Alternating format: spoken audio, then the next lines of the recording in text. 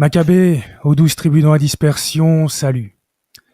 Avec Adrien Abosi, nous avons récemment décidé de lancer un nouveau format, un format pour inviter nos contradicteurs à débattre, exposer leurs arguments et éventuellement nous faire taire, puisqu'ils nous disent qu'ils ont la vérité.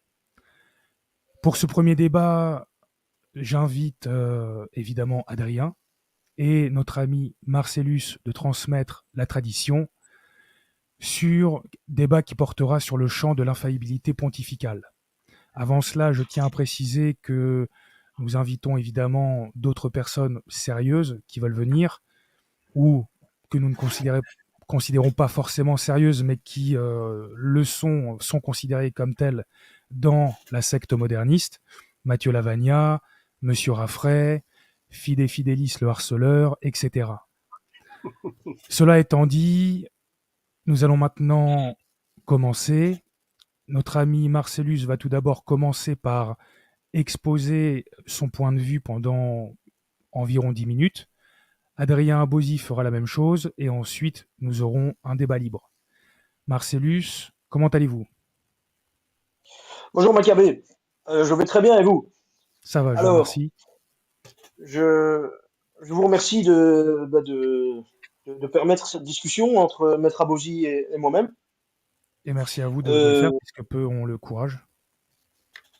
un, un point qui n'a rien à voir avec le débat, mais je tiens à dire, je vous félicite pour le Carnaval de l'Enfer. Il doit être vu, même par ceux qui ne partagent pas l'opinion. Par exemple, chez les vacantistes, ça va au-delà. Vous allez au fond du problème, vous exposez ce torchon avec des yeux nouveaux. Et vraiment, félicitations pour ce travail qui a dû être très long. Oui, je vous Alors remercie. maintenant, bah, vraiment, c'était un délice de l'écouter, tant dans le fond que la forme. Parce que la forme, évidemment, est nouvelle. On a l'habitude de nos curés avec leurs colloques, parfois en dormant. Mais là, c'était nickel. Euh, donc, ouais, comme on l'a dit, la discussion ou le débat aura lieu enfin, posera sur le champ de l'infaillibilité pontificale. Donc plus concrètement, on a fait une vidéo pour exposer notre avis selon lequel l'infaillibilité pontificale, donc dans le magistère extraordinaire, donc lorsque le pape s'exprime ex cathedra, ne suffit pas à adopter actuellement, du moins, peut-être un jour, en tout cas, ne suffit pas à adopter la position sédévacantiste. Donc tant dans l'infaillibilité du magistère extraordinaire, et aussi, dans notre vidéo, on montrait qu'on ne peut pas non plus invoquer l'infaillibilité du magistère ordinaire et universel pour défendre la position sédévacantiste. Alors, euh, avec Maître Abosi, on a été clair, on reste sur le champ de l'infaillibilité pontificale. Donc, parce que souvent, quand on discute du sédévacantisme, on va un peu dans tous les terrains. Ça va du problème du potentiel. On peut être d'accord ou ne pas être d'accord, mais en tout cas, c'est un problème qui est traité. Qu'il soit possible ou qu'il ne soit pas possible, en tout cas, il est traité. Donc, du problème du pape hérétique, ça peut être plein de choses. Mais ici, on va en rester au champ de l'infaillibilité pontificale, et bien sûr, selon le magistère. Maître Abosi ou moi-même, on pourra bien sûr prendre des théologiens de référence, mais ça reste des théologiens de référence qui ont exprimé une opinion et qui parfois se contredisent avec d'autres théologiens de référence. Donc bien sûr, la source privilégiée lors de ce débat sera bien sûr le magistère. Alors, je pense qu'on exposera quand même nos fondements petit à petit, euh, parce que je pense qu'il est temps d'écouter Maître Abosi. Maître Vous êtes, Abosi, comment allez-vous? Ça va très bien, ça va très bien. Moi, je suis opérationnel, mais je vais peut-être vous laisser d'abord exposer votre appréciation de la question, si je puis dire. Non? Ou vous voulez que je commence Très moi? bien. Bah, Allez-y, qu'est-ce commencez, qu'on commencez. fait? Honneur à l'invité. Allez-y, Marcellus. Alors, sinon, je veux bien, entre guillemets, guider, mais c'est parce que si vous avez d'autres angles d'attaque, ben, par après, Ah, moi, n'hésitez pas. je Bien n'ai qu'un sûr, angle d'attaque, c'est le magistère de l'Église. Vous avez dit que c'était la source privilégiée. Je suis très heureux de vous entendre, donc on va discuter de ça principalement. Voilà, donc c'est à eh ben, vous là, parfait. Marcellus, de faire une petite présentation, comme on a dit, d'environ 10 minutes sur votre point de vue. Ensuite, ce sera le tour d'Adrien, et après, il y aura le débat libre donc. Donc allez-y, vous avez 10 minutes pour Eh exposer ben, ce très que vous bien. voulez. Donc, très concrètement, selon nous, en, dans Pastor Aeternus, je cite le pontife romain lorsqu'il parle ex cathedra, et là, le concile tout de suite euh, définit ce qu'ils veulent dire par ex cathedra, c'est-à-dire lorsque, remplissant sa charge de pasteur et de tous les chrétiens, première condition, il définit, définir ça veut dire poser ou, ou s'engager de manière définitive, faire un enseignement définitif et qui ne pourra plus jamais changer. Définir, il y a un lien avec le fait d'une chose définitive et en vertu de sa suprême autorité apostolique. Alors qu'est-ce qu'il définit? Ben, une doctrine sur la foi et les mœurs qui doit être tenue par toute l'Église. Et dans ce cas-là, alors il est infaillible. Il est infaillible de cette infaillibilité dont le divin Rédempteur a voulu que soit pourvue son Église lorsqu'elle définit la doctrine sur la foi et les mœurs. Donc là, selon nous, donc, par rapport au magistère extraordinaire, la position sédévacantiste n'est pas défendable par rapport à cet angle d'attaque. Je ne dis pas que un jour cette position ne sera pas la vérité par rapport à un autre angle d'attaque. Par exemple, euh, en 2014, je crois que Jean-Paul II a été canonisé. Là, c'est un angle d'attaque qui potentiellement, je ne dis pas que c'est le cas, moi je suis clair là-dessus, je ne suis toujours pas sédévacantiste, mais qui potentiellement pourrait faire que, alors, les catholiques de tradition, les véritables catholiques, doivent devenir sédévacantistes. Demain, il y aura peut-être un autre angle d'attaque. C'est ça que je veux dire. Je ne suis pas fermé au sédévacantisme, mais je dis juste que par rapport au magistère extraordinaire, donc lorsque le pape parle ex cathedra, cette notion-là ne nous permet pas actuellement d'être sédévacantistes. Parce que les, les papes conciliaires n'ont rien défini. Ils se sont exprimés, bien sûr, sur la foi et les mœurs. Et c'est là notre différence avec les sédévacantistes, c'est que euh, pour eux, dès que le pape parle ou s'exprime en matière de foi, il est infaillible. Donc je prends Abbé Guépin, entretien du 10 mars 2022. Le dogme de l'infaillibilité pontificale fait que le pape, quand il s'exprime dans le domaine de la foi et dans le domaine des mœurs, il ne peut pas errer. Euh, Père Barbara, ce pape est-il le pape? S'il ne dit pas d'erreur, il est le pape. S'il dit des erreurs, il est... Attendez. S'il ne dit pas d'erreur, il est le pape. S'il dit des erreurs, il n'est pas le pape. C'est tout. Monsieur, dès que le pape parle de religion, de n'importe laquelle, il est infaillible. Voilà, ça, nous, on peut pas soutenir ça. On peut pas soutenir ça, en tout cas par rapport en rapport avec la notion de magistère extraordinaire. Donc, lorsque le pape parle ex cathedra. Alors, peut-être qu'après, parce que je ne sais pas si c'est votre opinion, si on veut, peut-être que pour vous, maître, on pourrait alors invoquer le magistère ordinaire et universel. Et là, alors, je préfère vous laisser voir, parce que peut-être que vous dites que vous êtes sédévacantiste en vertu du fait que lorsque le pape parle ex cathedra, il est infaillible, et que pour vous, parler ex cathedra, c'est simplement s'exprimer. Je n'en sais rien, je ne connais pas votre position. Ma position, c'est celle de l'Église. Mais vous voulez peut-être exposer, peut-être que vous pouvez commencer à exposer ce que votre point de vue sur le magistère ordinaire avant que je commence à prendre la parole. À vous de voir. Oui, il n'y a pas de souci, bien sûr. Donc, déjà, dans le magistère, sauf erreur de ma part, euh, on ne parle que du magistère, enfin, dans l'infaillibilité, hein, on parle du Oui, oui. magistère ordinaire et universel.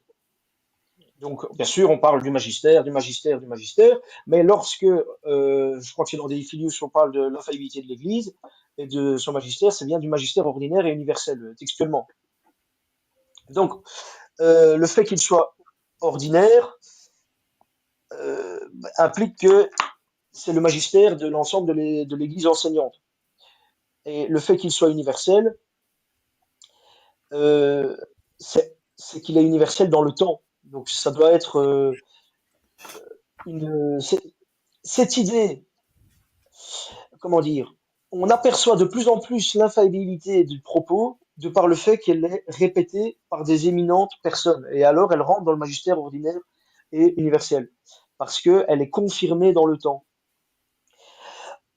Pour ce qui est du fait qu'elle devrait être universelle dans les territoires, ça je crois que c'est une question ouverte. Parce que tous les évêques rassemblés en un seul territoire, ben, par définition, c'est pas dans le monde entier. Donc, c'est issu du monde entier, mais c'est pas dans le monde entier. Bon, pourtant, Pie XII parle quand même de, je n'ai plus le passage, tac, tac, tac. Je crois que c'est l'Église répandue dans le monde. Lorsqu'il parle du magistère universel, ordinaire et universel, je crois que c'est l'Église répandue dans le monde. Donc, pardon, le- l'Église dispersée dans l'univers. Donc, ça, ce sont les propos de Pie XII. Euh, Pie IX parle du consentement universel et constant des théologiens. Donc, bien sûr, on n'est pas subjectiviste.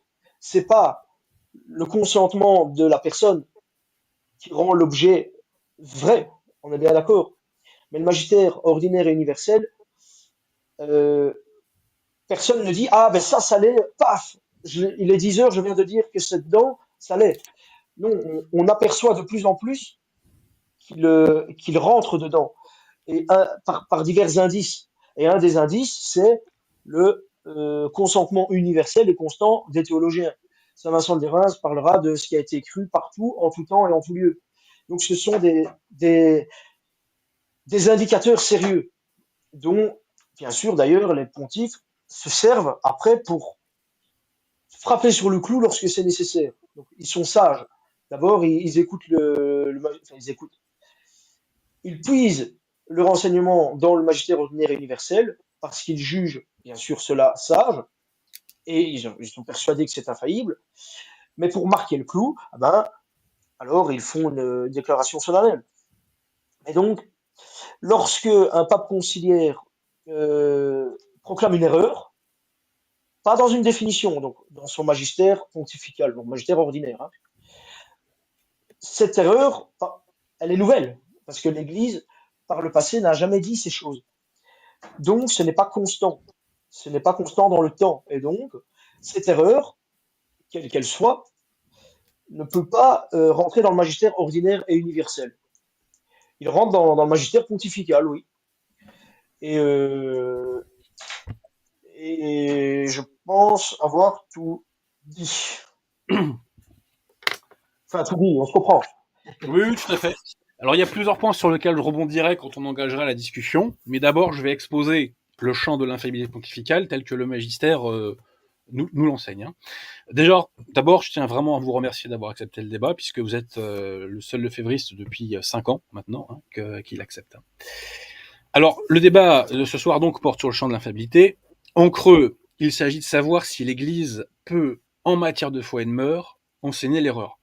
Si la réponse est positive, à ce moment-là, l'hypothèse lefévriste est une possibilité. Mais si la réponse est négative, à ce moment-là, on est obligé de conclure à la position, c'est des vacantistes. Parce que, comme vous l'avez dit, les faux papes modernistes enseignent l'erreur, et avec Bergoglio, c'est quasiment quotidien. Bon. En matière de foi et de On est mœurs, d'accord. donc l'infaillibilité pontificale est-elle engagée 1 ou 2 fois par siècle, comme le soutiennent les lefévristes, ou est-elle quotidienne, je dis bien quotidienne, comme l'enseignent les sédévacantistes? Pour le savoir, on va s'en reporter tout simplement à l'enseignement de l'Église, parce que l'Église a tranché cette question. L'Église a répondu à cette question. Elle affirme explicitement que son infaillibilité est quotidienne dans au moins 2 documents, et elle l'affirme implicitement dans un plus grand nombre de documents qu'on va voir ensemble et qu'on mettra en post-production, mais que j'ai déjà cités dans mes diverses émissions. Voilà. Euh, alors, le premier document que je vais vous citer, c'est pas un document magistériel, mais c'est un document qui a une très grande autorité, puisqu'il exprime la pensée de Pie IX. C'est une intervention de Monseigneur d'Avanzo, qui était membre de la députation de la foi au Concile Vatican I. Et la députation de la foi, précisément, visait donc à faire connaître la pensée de Pie IX au père conciliaire. Donc, que nous dit Monseigneur d'Avanzo? Alors, il faut que je retrouve ma fiche, pardonnez-moi, la voici. Alors, citation. Il y a un double mode d'infaillibilité dans l'Église. Le premier est exercé par le magistère ordinaire de l'Église. C'est pourquoi, de même que le Saint-Esprit, l'Esprit de vérité demeure dans l'Église tous les jours, de même tous les jours, donc quotidiennement, l'Église enseigne les vérités de foi avec l'assistance du Saint-Esprit. Enseigne les vérités de foi avec l'assistance du Saint-Esprit, c'est-à-dire est infaillible. Donc là, on dit clairement que l'Église, quand elle enseigne les vérités de foi, est infaillible. Plus loin, dans ce même document, toutes ces vérités, l'Église les enseigne quotidiennement, tant par le pape principalement, donc le pape potentiellement seul, que par chacun des évêques adhérents au pape. Ça, c'est une allusion au magistère ordinaire et universel, comme vous l'avez évoqué tout à l'heure. Plus loin, le pape, lui, n'a besoin que de l'assistance du Saint-Esprit à lui promise, donc pour être infaillible. Ce qui prouve encore une fois, qu'il peut être infaillible en étant seul. Et plus loin, Monseigneur d'Avanzo nous dit que lorsque l'hérésie, passez-moi la formule, pointe le bout de son nez, à ce moment-là, eh bien, on active le deuxième mode du magistère, qui est le magistère extraordinaire, pour faire une définition dogmatique. Donc toute cette articulation de Monseigneur d'Avanzo, que Monseigneur d'Avanzo explique, et qui, je le répète, exprimait la pensée de Pie IX, se retrouve dans un texte infaillible du magistère de l'Église, que vous connaissez, qui est Mortalium Animos, dont j'observe que les gallicans de tout poil essaient de réduire, je dirais, la portée, en affirmant qu'ils ne visent que le magistère ordinaire et universel de l'Église, ce qui est totalement faux. Et je vous invite à essayer d'avoir le texte sous les yeux pour comprendre parfaitement mon argument. Que dit Pie XI dans Mortalium Animos? Il dit ceci: le magistère de l'Église s'exerce chaque jour. Le magistère de l'Église qui est infaillible en matière de foi et de mœurs. Bon. Le magistère de l'Église s'exerce chaque jour, donc quotidiennement, par le pontife romain et par les évêques en communion avec lui. Donc, Pie XI ne nous dit pas le magistère ordinaire et universel de l'Église s'exerce chaque jour. Il nous dit le magistère de l'Église tout court s'exerce chaque jour. Et si mention est faite des évêques, c'est pour mentionner tous les sujets agissants potentiels. Mais Pie XI parle bien du magistère tout court. Et outre le sens des mots, on en a une preuve absolue 2 lignes en dessous. Pourquoi? Parce que Pie XI nous dit ceci: ce magistère, donc le magistère qui s'exerce chaque jour, hein, ce magistère comporte le devoir de procéder opportunément à des définitions en forme et termes solennels. Donc ce magistère qui s'exerce chaque jour comporte le devoir de procéder à des définitions. Or ça, c'est la description du magistère extraordinaire de l'Église. Donc c'est bien la preuve que la formule « le magistère de l'Église » utilisée par Pie XI au début de la citation est une formule générique qui recouvre à la fois le magistère extraordinaire et le magistère ordinaire tout court.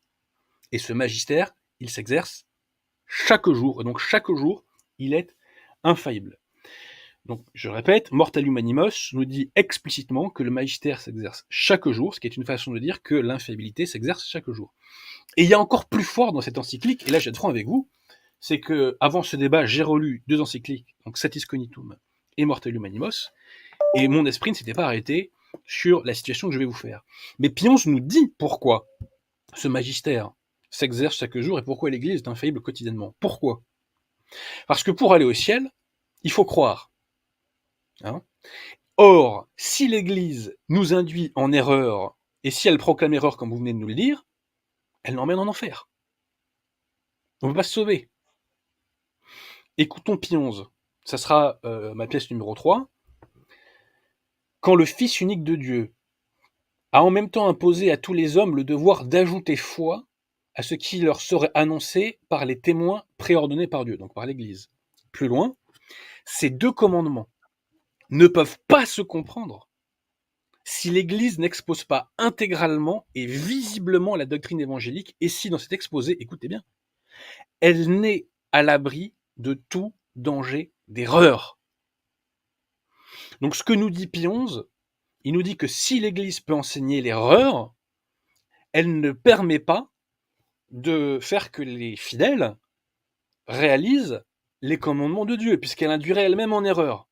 Donc je répète, Panteleum Animos non seulement nous confirme que le magistère s'exerce chaque jour, et pas que le magistère ordinaire universel, mais on nous explique pourquoi. Parce que si c'est pas le cas, si l'Église n'est pas à l'abri de tout danger d'erreur, et ben à ce moment-là, elle peut envoyer en enfer, ce qui n'a aucun sens. Bon. Donc là, je vous ai évoqué deux textes qui évoquaient explicitement que l'Église ne peut pas enseigner l'erreur, donc tant dans son magistère extraordinaire qu'ordinaire.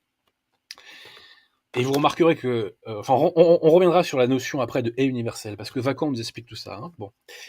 Maintenant, mais j'aimerais quand même vous citer quelques textes, ça sera ma pièce numéro 4, si je dis pas de bêtises, qui nous dit que l'Église ne peut pas enseigner l'erreur. Bon.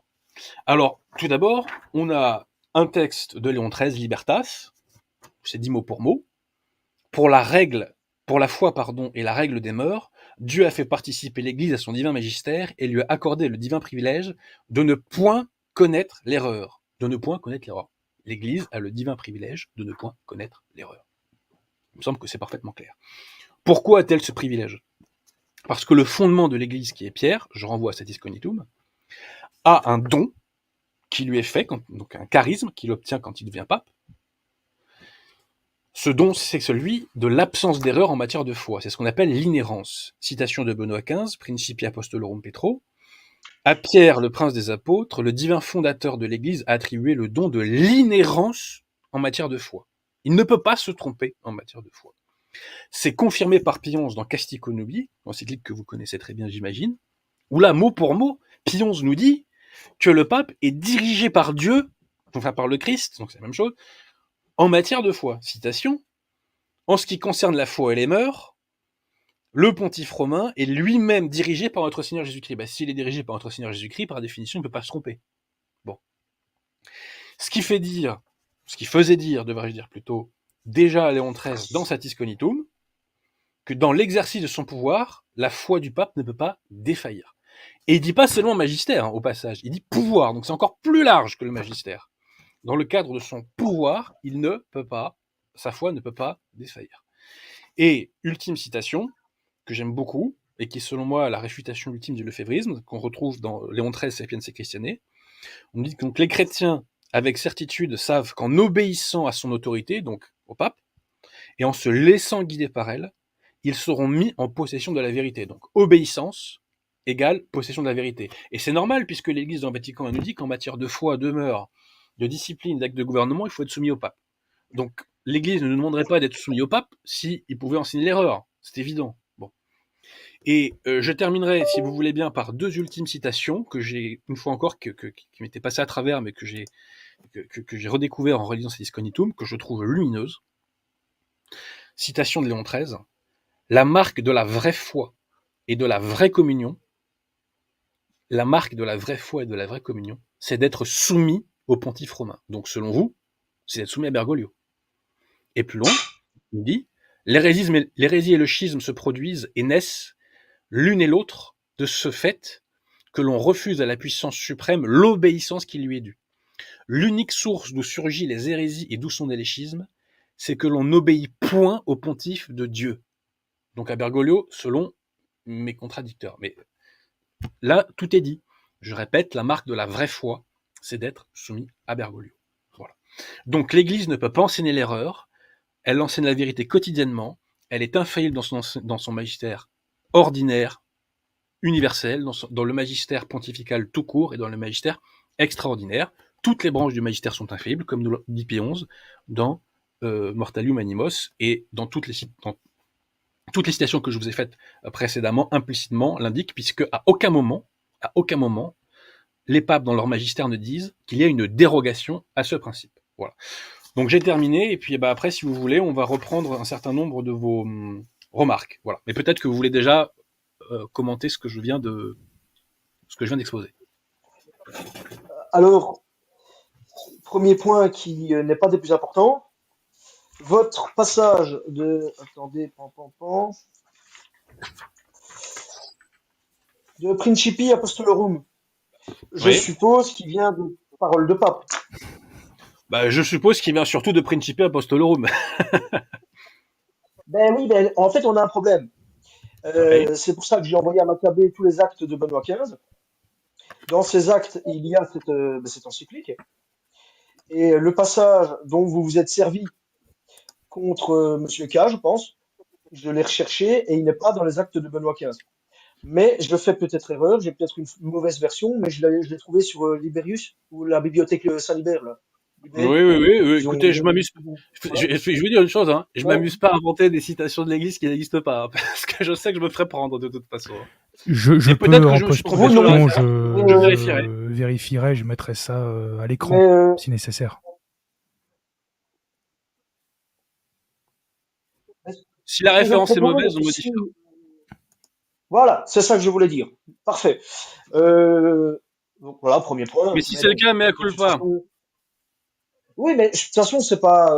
Premièrement, l'erreur est humaine. Et puis, si c'est pas vous, de toute façon, c'est pas vous, hein.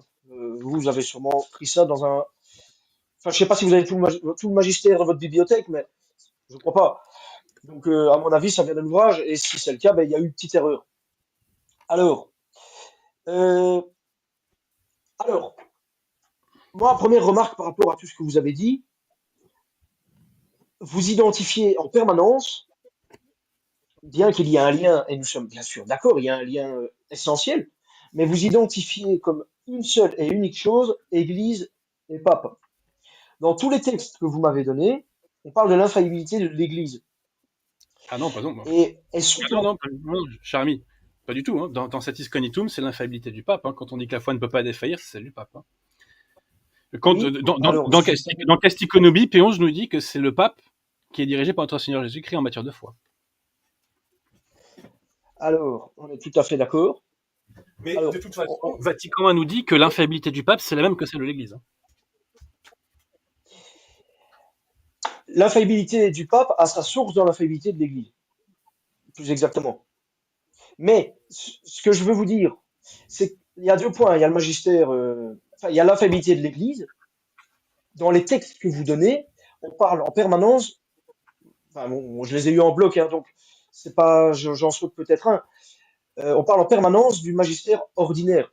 Et d'ailleurs, dans un des textes que vous donnez, et opportunément, donc le magistère ordinaire se fait tous les jours, se construit tous les jours, se construit, il y a un relent relativiste, mon mot est très mauvais, j'en conviens.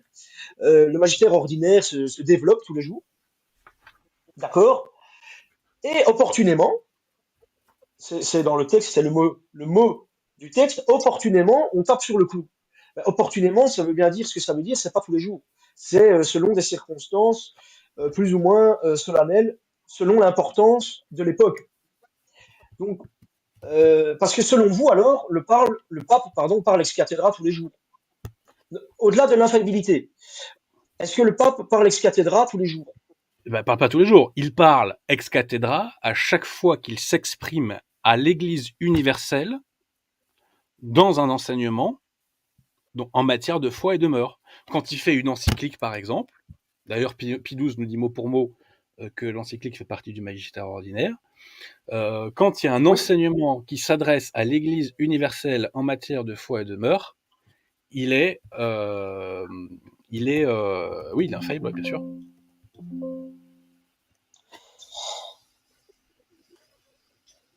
Alors, Et c'est ce que ma nous dit, copain, c'est ce que nous dit Monseigneur Davanzo. Quand Monseigneur Davanzo vous dit que l'Église enseigne les vérités en étant assisté du Saint-Esprit quotidiennement, qu'est-ce que vous comprenez d'autre? est-ce que vous pouvez répéter votre question? Je lisais le texte que je voulais vous lire. Quand Monseigneur Davanzo, d'accord, Oui. quand il exprime la pensée de Pie IX et qui vous dit l'Église enseigne quotidiennement les vérités de foi avec l'assistance du Saint-Esprit, qu'est-ce que vous Alors là, comprenez d'autre? eh ben là, c'est le magistère ordinaire. Oui, nous ne disons pas Voilà. autre chose. En tout lieu, en tout temps. Vous voyez? Et donc là, c'est pas lié à l'infaillibilité pontificale. L'infaillibilité pontificale est on va dire une détermination de l'infaillibilité de l'Église. C'est une sous-catégorie. C'est il y a deux branches. Il y a le magistère ordinaire et le magistère extraordinaire. quand on dit que l'Église est infaillible et que cette infaillibilité s'exerce chaque jour, ben, ça revient à ce qui a été tout cru en tout temps, en tout lieu. Donc, pour moi, c'est clairement le magistère ordinaire Pas et qui ne se forcément en réduit tout pas temps donc d'ailleurs, hein. à la personne du pape. Alors, et quand Pie XII dit que une encyclique fait partie du magistère ordinaire, donc vous voyez dans la vidéo, on avait déjà dit que c'était pas tranché. Eh ben, j'ai relu après cette encyclique de Pie XII, après la vidéo, et donc là, effectivement, c'est très clair, le magistère pontifical développe le magistère ordinaire et universel, tout comme un texte d'un autre membre de l'Église enseignante ailleurs dans le monde. Bien sûr, il est pape, il est supérieur, on est bien d'accord. Mais donc, quand Pie XII dit que une encyclique rentre dans le magistère ordinaire, il le dit bien, donc il dit c'est bien en effet du magistère ordinaire que le relève cet enseignement. Et donc il parle des encycliques. Et le plus souvent, ce qui est proposé, enfin donc voilà, il dit bien que le magistère pontifical rentre bien dans le magistère ordinaire. En faisant la vidéo, ça, on n'en était pas certain.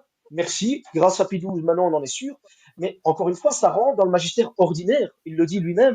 Donc, ça ne rentre pas dans le magistère extraordinaire qui, lui, ne- Oui, mais qu'est-ce qu'il dit Pie XII? Qu'est-ce qu'il dit dans cette même ligne, cher ami, Pie XII? Qu'est-ce qu'il nous dit au sujet de alors, l'autorité du magistère ordinaire dans Humani Generis? donc, et l'on ne doit pas penser.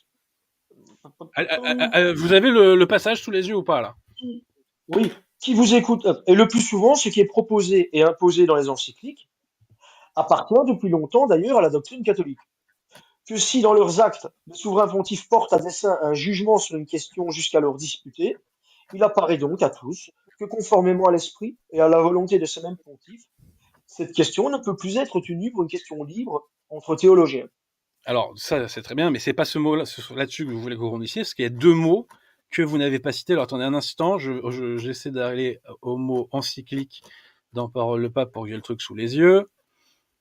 Oh, est-ce que je vais y arriver?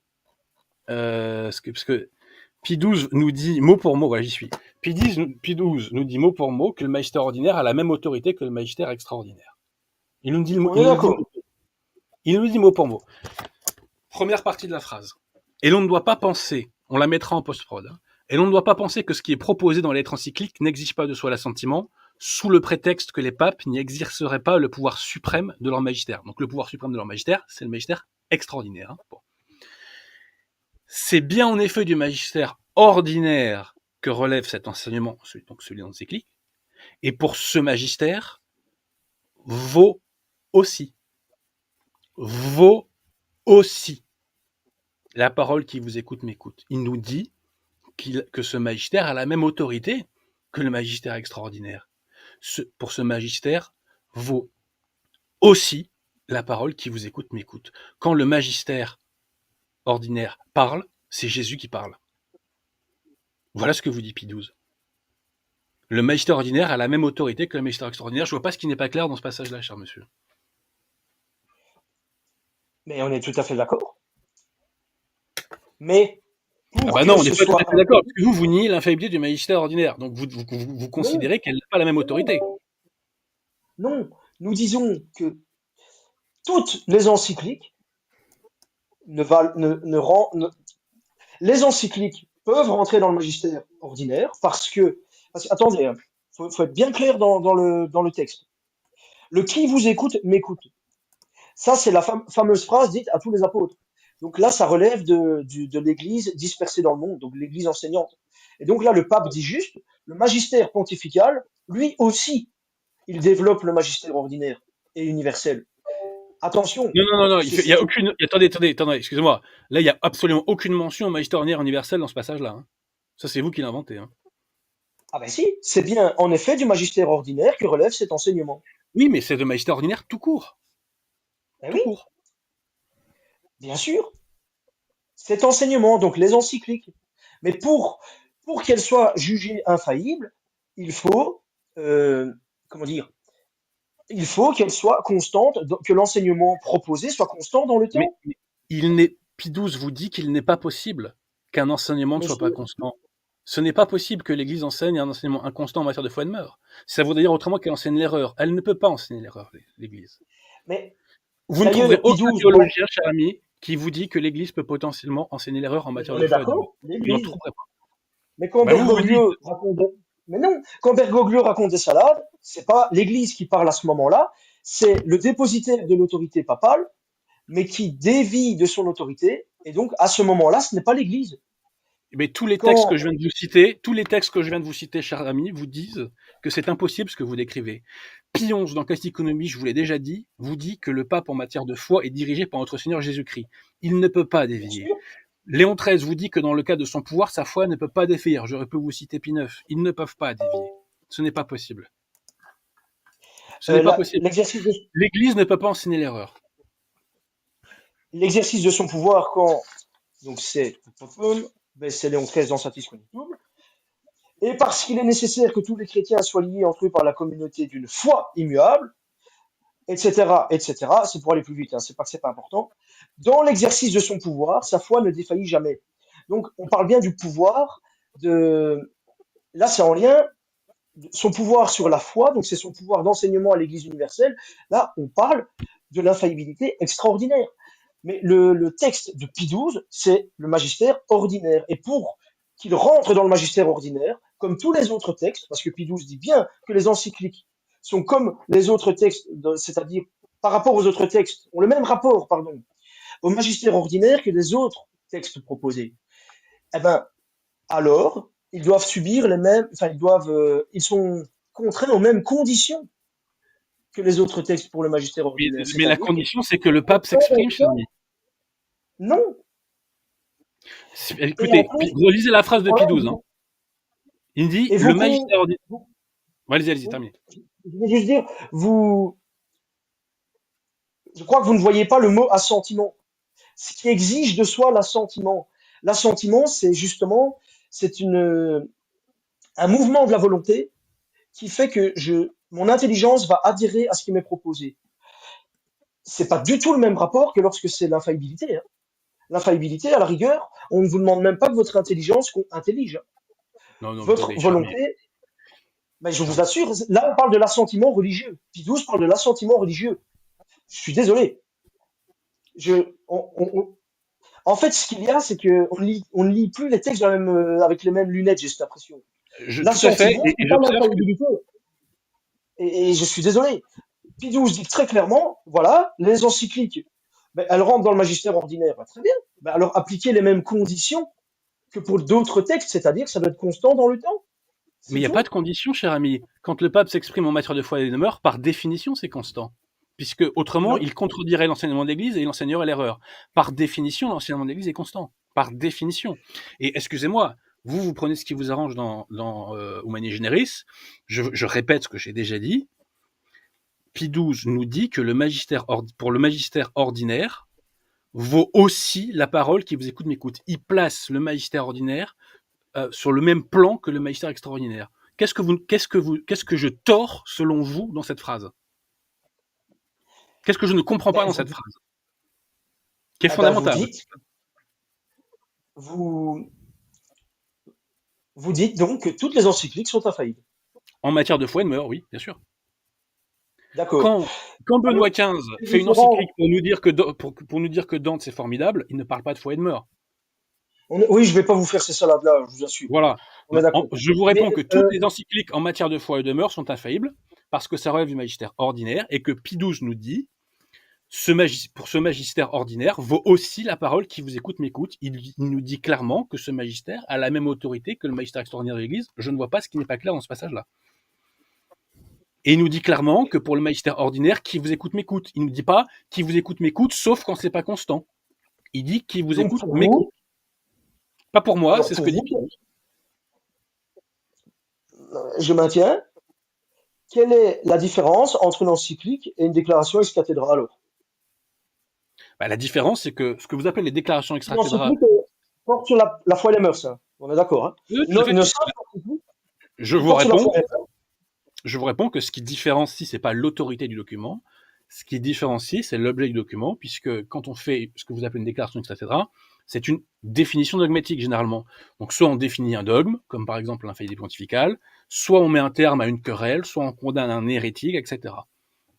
Étant précisé que D'accord. d'ailleurs, Étant précisé que d'ailleurs, la frontière entre les deux n'est pas toujours claire, puisque si vous prenez Donno par exemple, son bouquin sur les encycliques, il vous dit que dans des encycliques, on peut trouver des définitions, alors que théoriquement l'encyclique c'est un mode d'enseignement, comme nous le dit Pie XII dans Humani Generis.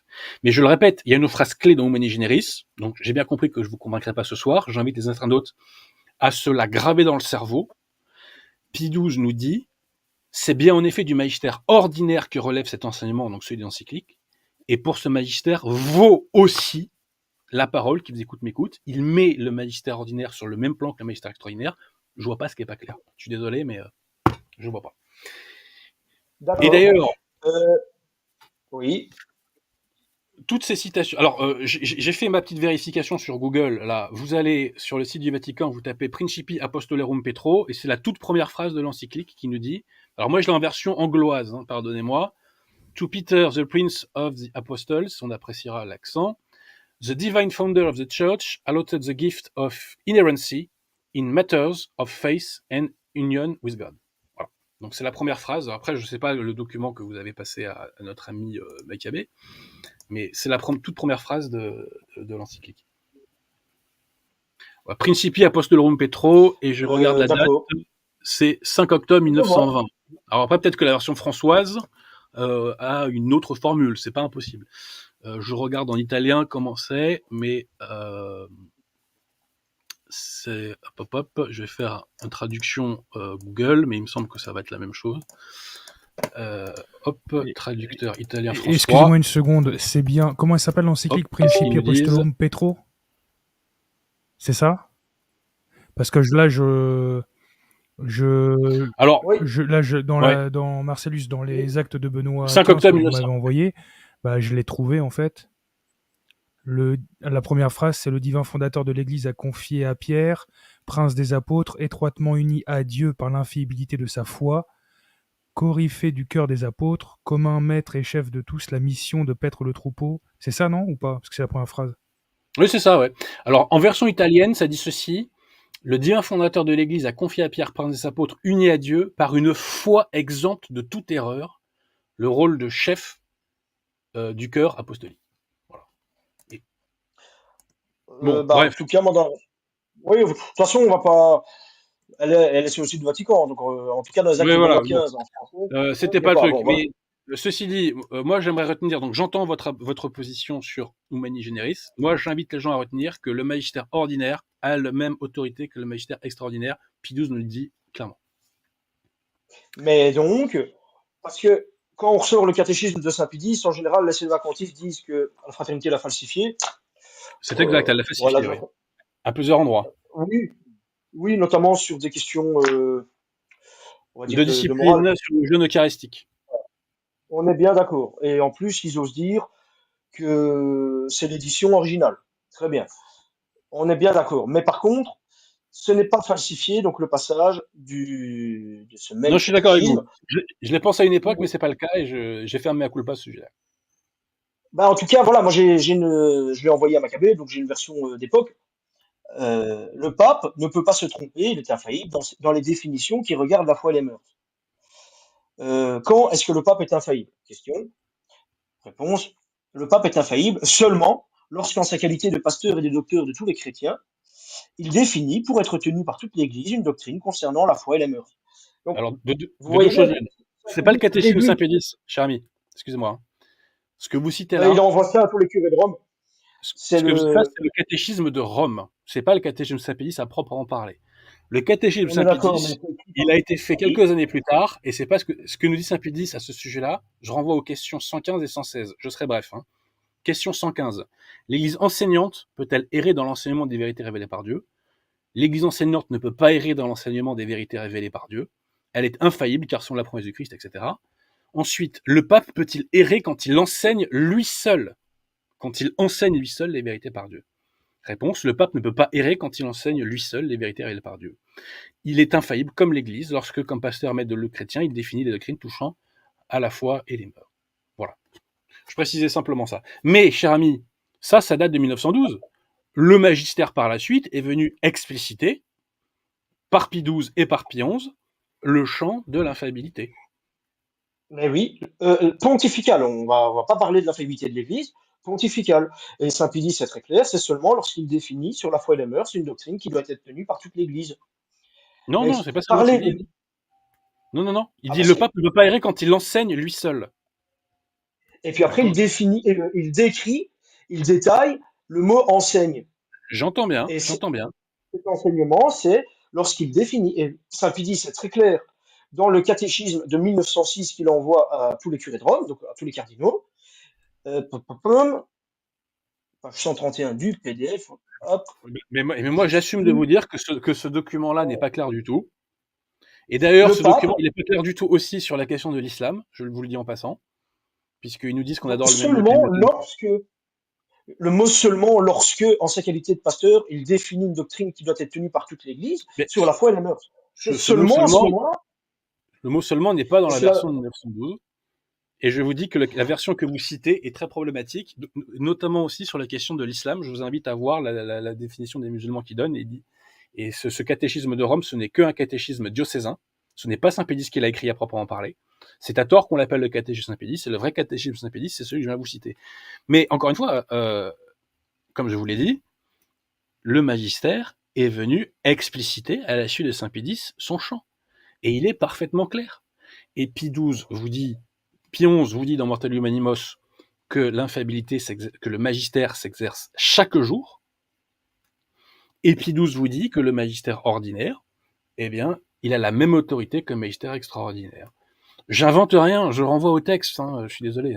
Je, bien sûr. je... Mais en fait, voilà, je crois que je vous convaincrai pas. Donc, je vais juste dire quand même aux auditeurs, lorsque on dit qu'il s'exerce chaque jour, c'est parce que le magistère ordinaire et universel, c'est se développe par tout ce qui est enseigné et qui est conforme à la vérité catholique en tout temps et en tout lieu. Donc nécessairement, il s'exerce, il se construit, il se développe chaque jour. C'est tout ce qui Oui, est dit. mais Et, Pie XI et ne vise pas je termine. exclusivement le magistère. Allez-y, terminez, excusez-moi. Et ce qui est et ce qu'il dit, c'est que parce qu'il y avait quand même un doute auparavant, c'est que le magistère pontifical, lui aussi, peut alimenter le magistère ordinaire et universel. C'est tout. Ce sont deux choses différentes. Enfin, ça relève du même magistère, parce qu'en fait, il y a un seul magistère. Il y a plusieurs branches, Mais mais il y c'est a un seul magistère. pardon. Mais c'est pour ça que votre premier passage m'a énervé. Parce que on parle de l'infaillibilité du magistère. Oui, mais quand on parlait de, je ne sais plus votre passage, hein, mais en fait, c'était l'infaillibilité du magistère rassemblant les deux branches, si on veut. Mais, Donc, mais bon, ça, si vous ok. parlez de Mortalium Animos, Pie XI ne parle pas exclusivement du magistère ordinaire universel. C'est totalement faux et je l'ai démontré puisque il y a un passage de ce paragraphe qui concerne clairement le magistère extraordinaire de l'Église. Euh, Donc quand il dit que ça s'exerce chaque jour, il ne vise pas seulement le magistère ordinaire universel de l'Église, c'est l'exercice du pape au quotidien, si je puis dire. oui, mais attendez, au quotidien ordinaire, ça se pose quand même à extraordinaire. J'ai plus le passage Non, là sous les non, yeux, cher mais ami, ça s'oppose pas, puisque c'est le même magistère qui a un exercice différent, mais c'est le même magistère. C'est le ben, pape on est qui d'accord. s'adresse à l'Église universelle en matière de foi et de mœurs. Soit il enseigne, soit il définit, mais c'est le même magistère. Bon, attendez, en fait, là, j'aurais dû mieux me préparer, sortir plus mes documents. On va dire Oui, que je suis pris. Enfin, vous voyez ce que je veux dire. Ça me paraît un peu oui, non, facile mais ce je que je vous vais entends. Mais relisez le passage de Mortalium Animos, et ce qui est très intéressant, c'est que Pie XII nous parle, Pie XI nous parle d'usage du magistère. Donc le magistère, il a plusieurs usages. Il y a l'usage ordinaire, il y a l'usage, donc le pape tout seul, il y a l'usage ordinaire et universel, pape et évêque, et il y a l'usage extraordinaire, qui est une définition dogmatique. Mais c'est le même Alors, magistère. Il y a différents usages, mais c'est le même magistère. pour, euh, pour détailler plus ce que je pense, enfin ce que je pense, c'est pas relativiste, hein, mais oui, J'entends. ce dont je suis convaincu, voilà. Casticonobi, Pie XI. Les fidèles doivent nécessairement pratiquer cette obéissance, non seulement à l'égard des définitions les plus solennelles, bien sûr, donc là c'est le magistère extraordinaire, mais Oui. aussi proportion gardée à l'égard des autres constitutions et décrets qui proscrivent ou condamnent certaines opinions comme dangereuses ou mauvaises. Parce qu'évidemment, après l'infaillibilité, la proclamation de l'infaillibilité pontificale, il y a des petits cocos qui se sont dit, Ah, ben c'est pas une définition, donc on peut mettre ça aux orties. Oh, alors là, les papes, par plusieurs passages, je pourrais en dire d'autres, hein, de Quanta Curat P9, ben, ils disent, oh les mecs, d'accord, c'est pas infaillible, d'accord, mais c'est pas pour ça que c'est acheté aux orties, vous devez avoir un assentiment religieux. D'ailleurs, le terme de Pie XI dans Casticonubie, mais aussi toute proportion gardée à l'égard des autres constitutions. Donc il y a bien une affaire de proportion. Les, les, les, les, les autres actes des papes, lorsque ça ne relève pas du magistère extraordinaire, ne sont pas dans la même proportion que le magistère extraordinaire. Et pourtant, vous dites, ben, dès que c'est sur la foi et les mœurs, paf, ça vaut. Ça vaut Je par le le magistère dis. extraordinaire. Oui. Mais, Oui. Et pourquoi je je suis le pas dis? d'accord. Et Pillon, je Mais n'est pas d'accord. j'entends bien, mais moi, ce que vous dit Pionce dans Mortalium Animos, parce que vous citez Pionce, je vous l'oppose.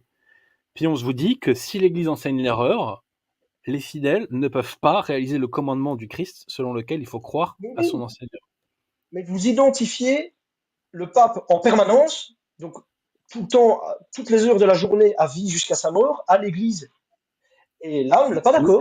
Je ne l'identifie pas à l'Église, je l'identifie au fondement de l'Église. Parce que le Bien pape, c'est le sûr, fondement de l'Église. oui, parce qu'il a l'autorité. Mais l'autorité, c'est un moyen, c'est relatif à une fin, c'est pas un absolu. Il a Et l'autorité, on n'est mais pas le pape, d'accord. c'est la colonne de la foi. Bien C'est sûr, c'est une enfin, le formule siège de Rome, hein. c'est la colonne de la foi. Voilà. Oui, Mais, le pape, la papauté, vous voyez. mais donc, D'ailleurs, ce que c'est je un peu retiens, ridicule. pour synthétiser nos positions, donc Oui, moi je dis, l'Église, dans son enseignement, ne peut jamais enseigner l'erreur, et elle ne l'a jamais fait dans son histoire. Vous nous dites, l'Église peut enseigner l'erreur. non. Moi, je dis, enfin, moi, hein, c'est pas moi le grand Marcellus, hein. Non, mais la Moi, position le fait vrai. je dis que oui, la position le février. Lorsque un pape enseigne une erreur, donc pas dans le champ des définitions, mais dans le simple enseignement, il n'est pas identifié à l'Église, c'est tout. Donc, le pape, selon vous, peut enseigner l'erreur. C'est ça que je voulais vous entendre dire. Le pape peut enseigner l'erreur, et lorsqu'il enseigne l'erreur, ce n'est pas l'Église qui enseigne l'erreur. Donc, D'ailleurs, pratiquer s'il peut enseigner oui, l'erreur, Léon XIII s'est trompé dans ses Disconitum quand il vous dit que la foi du pape ne peut pas défaillir dans l'exercice de ses pouvoirs. Pion s'est trompé dans oui, et de quel pouvoir Casticonobie il lorsqu'il parle? a dit qu'il était dirigé par notre Seigneur Jésus-Christ en matière de foi et de mœurs. Donc ils se sont trompés en fait. Dans l'exercice de ses pouvoirs. Dans l'exercice de ses pouvoirs. Et Et, après, juste avant, on parle d'une foi immuable. Et c'est alors pour attendez, cela que par la vertu de ses pouvoirs, arrêt sur image, cher ami. Quand Bergoglio fait une encyclique, c'est pas l'exercice de ses pouvoirs? mais l'exercice, un pouvoir, c'est pas une fin, c'est un moyen. Et un moyen est relatif à une fin. Non, attendez. Je vous pose une question qui n'est pas une question piège, d'accord? Oui. Léon XIII vous dit, dans l'exercice de ses pouvoirs, la foi du pape ne peut pas défaillir, d'accord? Bon. Dans ce pouvoir, il y a le pouvoir d'enseignement du pape. Il y a le pouvoir du magistère. Moi, Donc, je, je, quand je, Bergoglio fait une oui, je vous encyclique, écoute. c'est son pouvoir Oui. d'enseignement. Donc sa foi ne peut pas défaillir, selon Alors, vous. l'exercice de son pouvoir,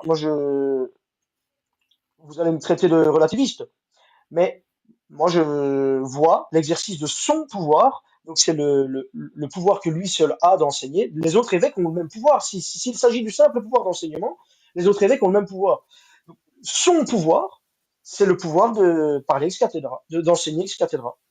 Et dans ce pouvoir-là, sa foi ne peut pas défaillir. Et je suis désolé, et vraiment, je suis honnête. Oui, oui, Donc, mais l'enseignement ex dans cathedra, cher l'exercice de ami, son c'est le magistère pouvoir, ordinaire donc de l'Église. d'enseigner ex cathedra, sa foi ne défaillit pas. Bien sûr, je suis tout à fait d'accord. Personne ne dit le contraire. Ah, Et puis de toute façon, Bergoglio qui selon vous est pape, quand il enseigne, sa foi ne peut pas défaillir. lorsqu'il enseigne ex cathedra, oui, mais il ne le fera jamais, puisque rien Bah, n'est écoutez, fixe, rien si. n'est définitif. Il va jamais définir le mec. Il a fait des encycliques. Attendez, il a fait des encycliques, Bergoglio. Bien sûr. Donc ça relève officiellement du magistère ordinaire de l'Église. C'est Pie XII qui nous le dit. On Non, en a suffisamment discuté tout à non, l'heure. non. C'est, Donc les encycliques ne relèvent pas du magistère ordinaire de l'Église.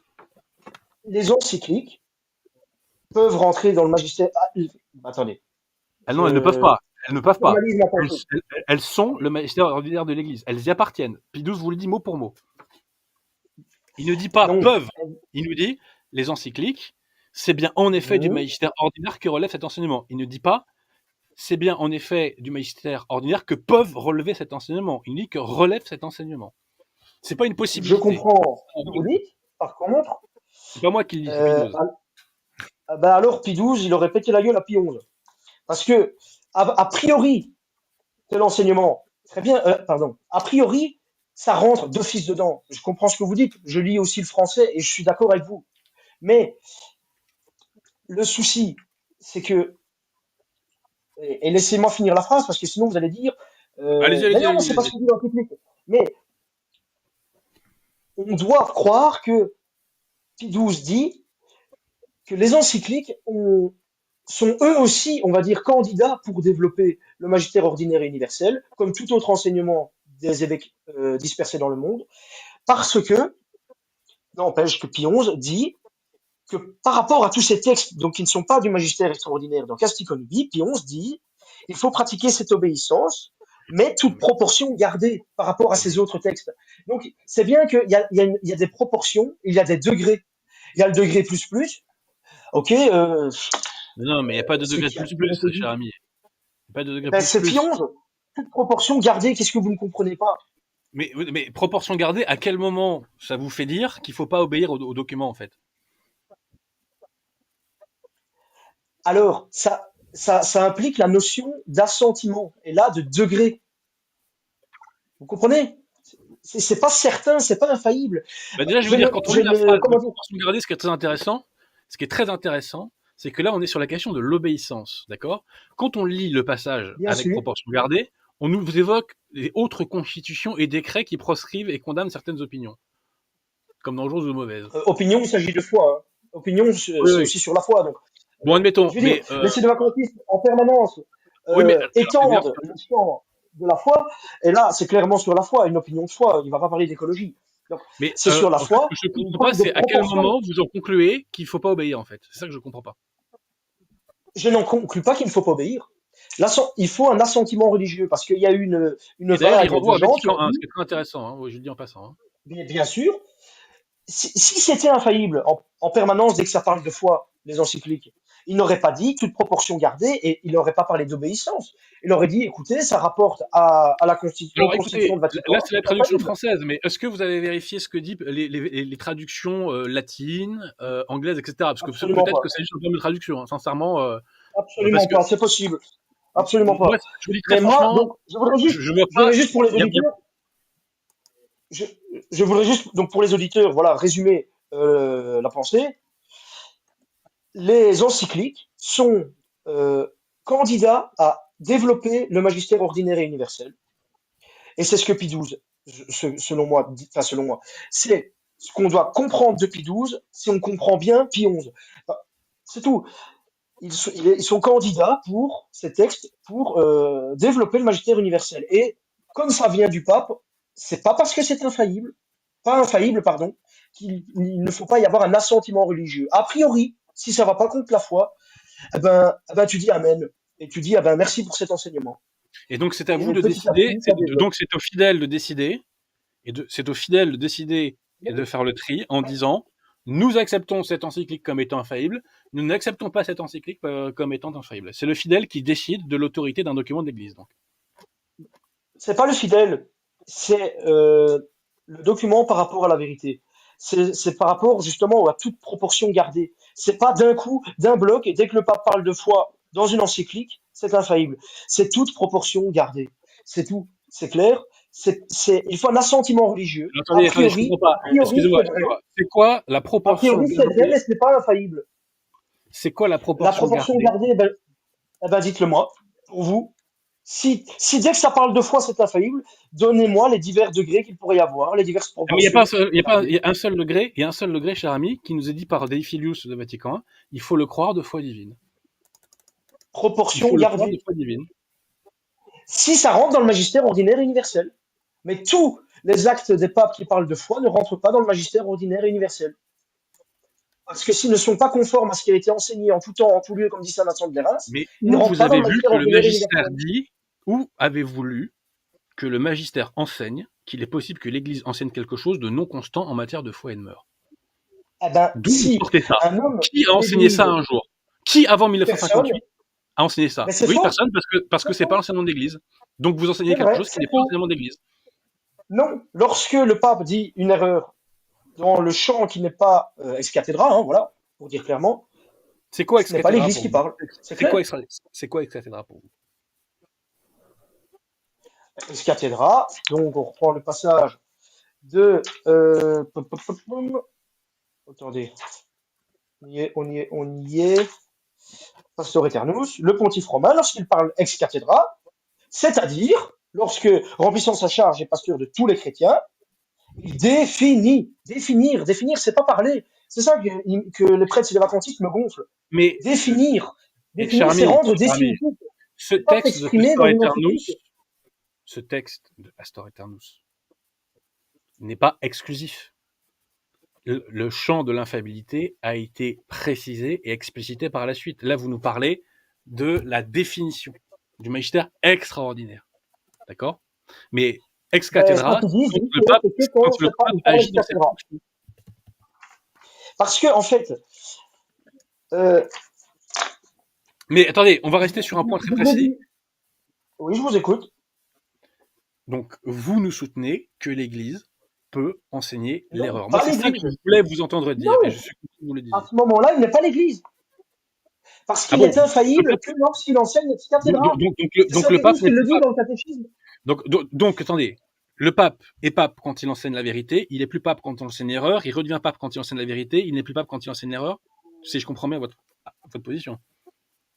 Ben, vous allez m'assimiler à un guérardien, mais il est pape Non, matériellement. je vous À ce assimile à moment-là, rien il du n'est pas tout. J'essaie formellement. de comprendre comment, dans le cerveau de quelqu'un qui se dit catholique, on peut soutenir que l'Église instituée par Jésus-Christ peut enseigner l'erreur.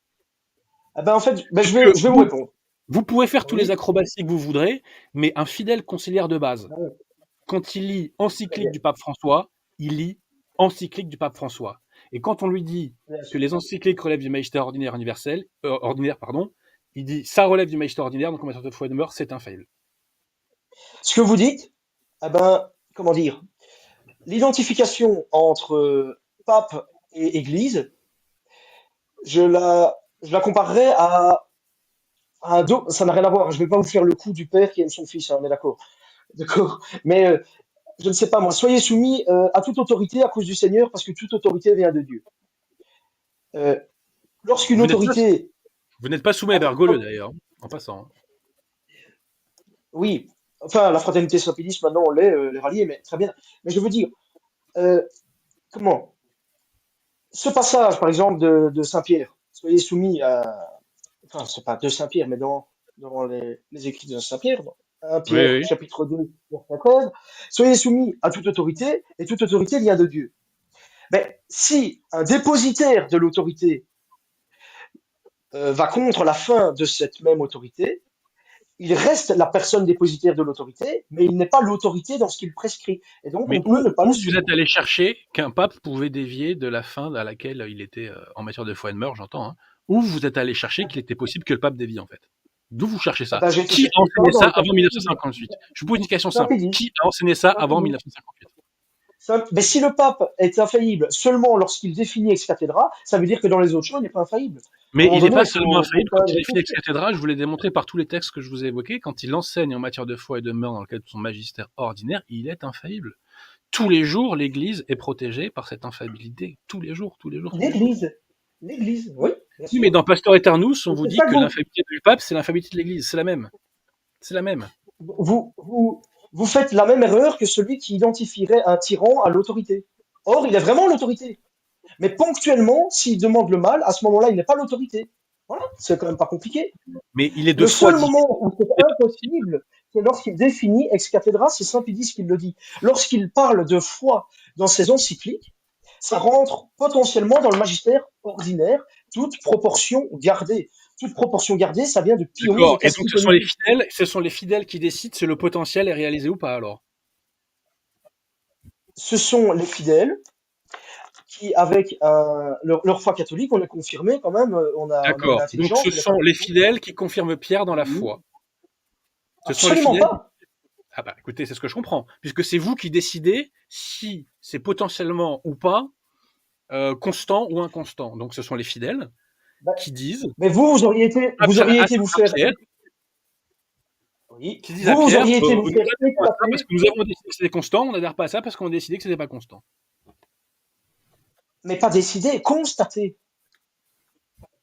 En fait, Donc, vous donc croyez que c'est un acte c'est par intérieur. un jugement privé, c'est donc par un jugement privé que vous attribuez ou pas une autorité à un texte de l'Église. Non, en fait, nous, on aime l'Église. Et donc, lorsque je reçois un enseignement qui n'est pas de manière obligatoire infaillible, j'ai un assentiment religieux, toute proportion gardée. Et donc, s'il n'y a rien de contraire à ce que la Sainte Église a déjà enseigné auparavant, alors j'adhère à cet enseignement, toute proportion gardée. Et s'il y a quelque chose de contraire, alors le toute proportion gardée me demande Et de, donc, de dire haut et fort que ça ne toute oui, proportion gardée, vous estimez que l'Église et le pape peuvent enseigner l'erreur. Et donc, qui peut perdre la foi quand il le, enseigne. le, dé- le pape en tant que le pape lorsqu'il enseigne l'erreur n'est pas identifié à l'Église et donc ce n'est pas l'Église. Tous les textes que vous m'avez cités parlent de Donc en fait, l'infaillibilité attendez, de donc il l'Église. sort de l'Église, le pape, Jamais à du ce pape. moment-là. Attendez. Il sort de Ça l'Église a à ce coupé, je moment-là. vous ai. Qu'est-ce qu'il devient, le pape? Vous pouvez répéter, ça a coupé. Quand il enseigne l'erreur, selon vous, et petite parenthèse, je sais pas où vous êtes allé chercher ça, hein, mais quand il enseigne l'erreur, selon vous, il sort de l'Église alors? Vous dites qu'il n'est pas l'Église, mais il est le fondement de Non, il n'est pas l'Église. hors de l'Église. Il est le fondement de Non, l'Église. il n'est pas en dehors de l'Église. À ce moment-là, bien qu'il il est le dépositaire de l'autorité de Jésus-Christ. Mais à ce moment-là, ce n'est pas l'autorité de Jésus-Christ qui parle. Et donc, c'est à Toute vous de proportion définir. gardée, c'est clair. Et Sinon, il serait donc, toujours infaillible. ce sont les fidèles qui décident quand Jésus-Christ s'exprime ou pas, en fait. C'est plus le pape, c'est plus l'Église, ce sont aux fidèles de décider quand Jésus-Christ, par le pape, s'exprime ou pas. Non. Bah, vous Comme venez de le l'Église dire. est infaillible, non. C'est pas le Mais fidèle qui décide. vous Il n'arrêtez pas de dire constate. qu'il peut enseigner l'erreur. Mais vous savez, vous pouvez le dire. Bien sûr. Quand le document est tamponné encyclique de l'Église catholique, c'est pas la peine de nous dire qu'officiellement c'est pas l'Église, c'est l'Église. Officiellement, je dis bien, parce que pour moi c'est une secte de modernistes. Hein. Bon. Mais après, vous Alors, pouvez faire tous les alors, acrobaties que vous voudrez, mais il y a alors, un document officiellement, selon vous, non. qui émane de l'Église catholique, qui s'appelle Ah, Encyclique de l'Église catholique, et vous nous dites, ça vient pas de l'Église catholique. Est-ce que vous avez déjà vu dans 2000 ans d'histoire de l'Église des fidèles qui non. se sont permis de dire ça à un J'y pape? j'y obéis, toute proportion gardée.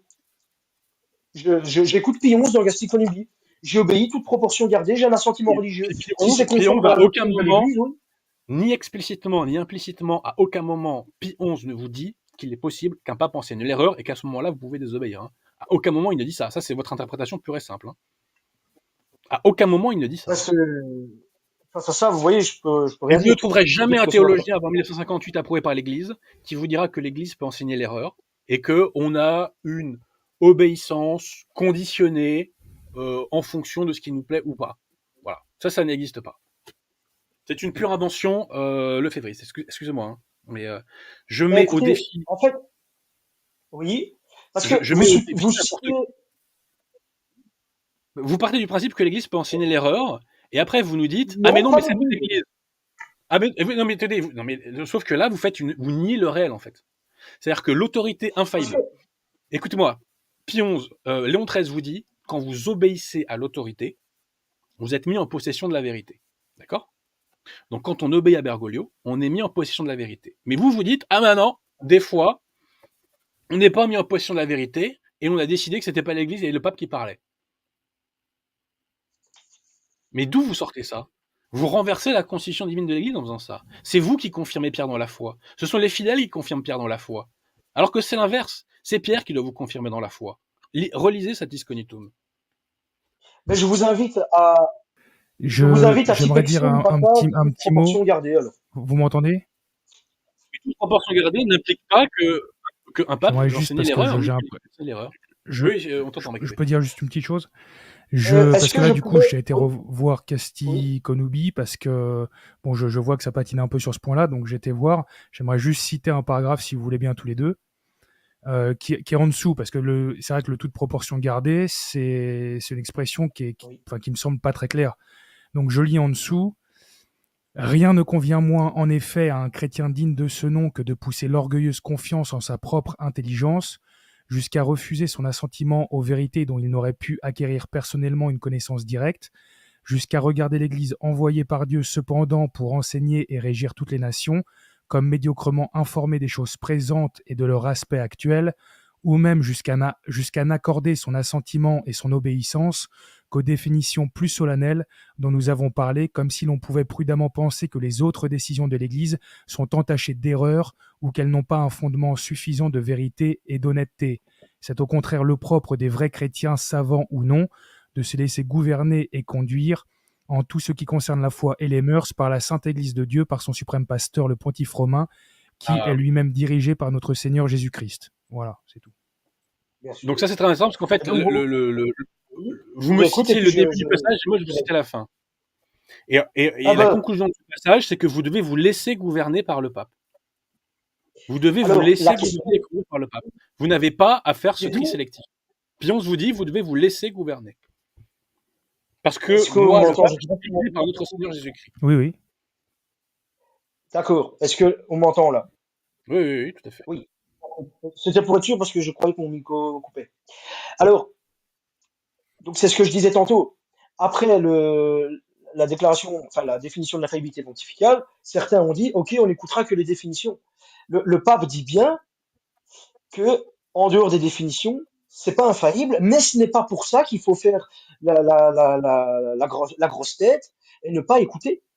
Selon toute proportion gardée, selon les proportions, il faut obéir. Il faut obéir et il faut aussi se dire que l'Église est mieux savante que nous, a priori. Dans quelle mesure vous obéissez à Bergoglio en matière de foi et de mœurs, alors?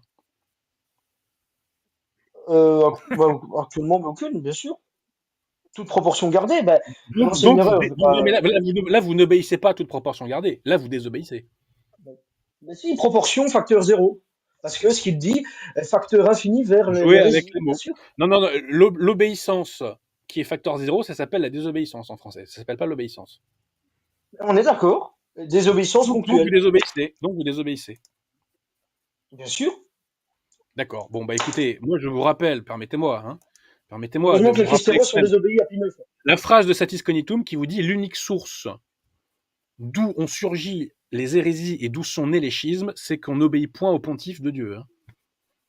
Mais bien sûr. Donc Léon XIII vous dit quand on désobéit au pape, on est à la source du schisme et de l'hérésie, et vous nous dites je désobéis à Bergoglio que je considère comme pape. Donc vous dites vous-même, en appliquant Donc, plus concrètement, de l'hérésie et du schisme. Lorsqu'on n'exerce pas l'assentiment religieux face à l'enseignement pontifical, on va vers le schisme, c'est tout à fait vrai. L'assentiment religieux implique une confiance. Donc le lefébrisme va vers le schisme, puisque tout le lefébrisme repose sur le fait de ne pas consentir, de ne pas donner son assentiment à l'enseignement conciliaire depuis près de 70 ans.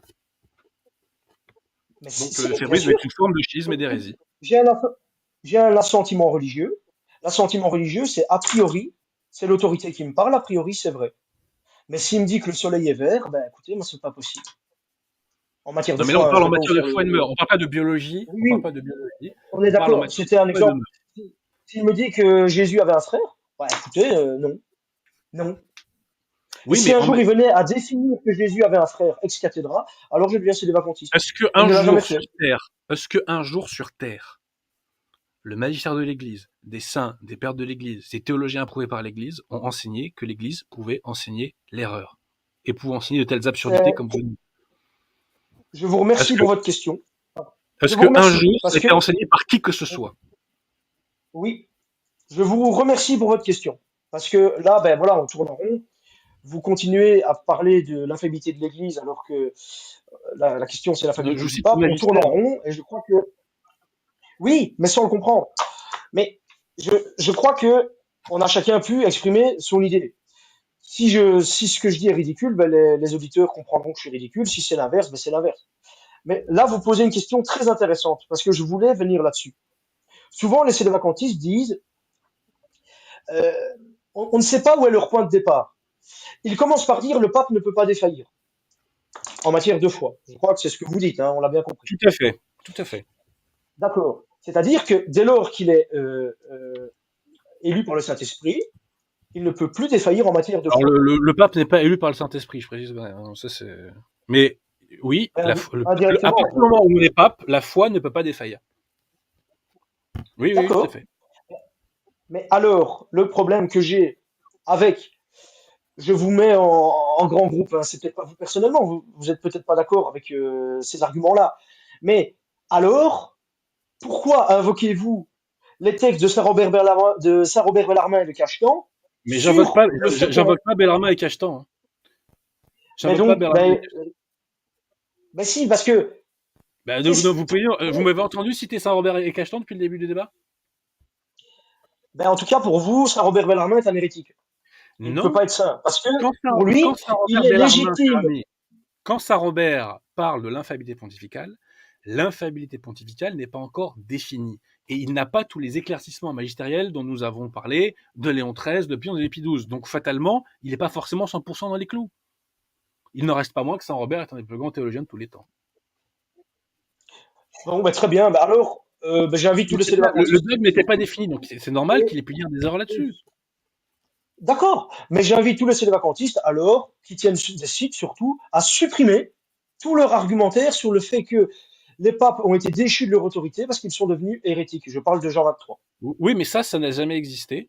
Jamais dans l'histoire de Mais l'Église. Un alors, pape. avant que Jean 23 fasse ses hérésies, l'Église a, a induit en erreur en présentant un pape qui ne l'était pas. Or, l'intelligence des catholiques ne pouvait pas le Non, savoir non, non, puisqu'il non. n'avait pas encore Non, dit non, d'hérésie. cher Oui, ami, attendez, on n'a pas attendu Jean 23 avant qu'il y ait des faux papes à la tête de l'Église. Hein.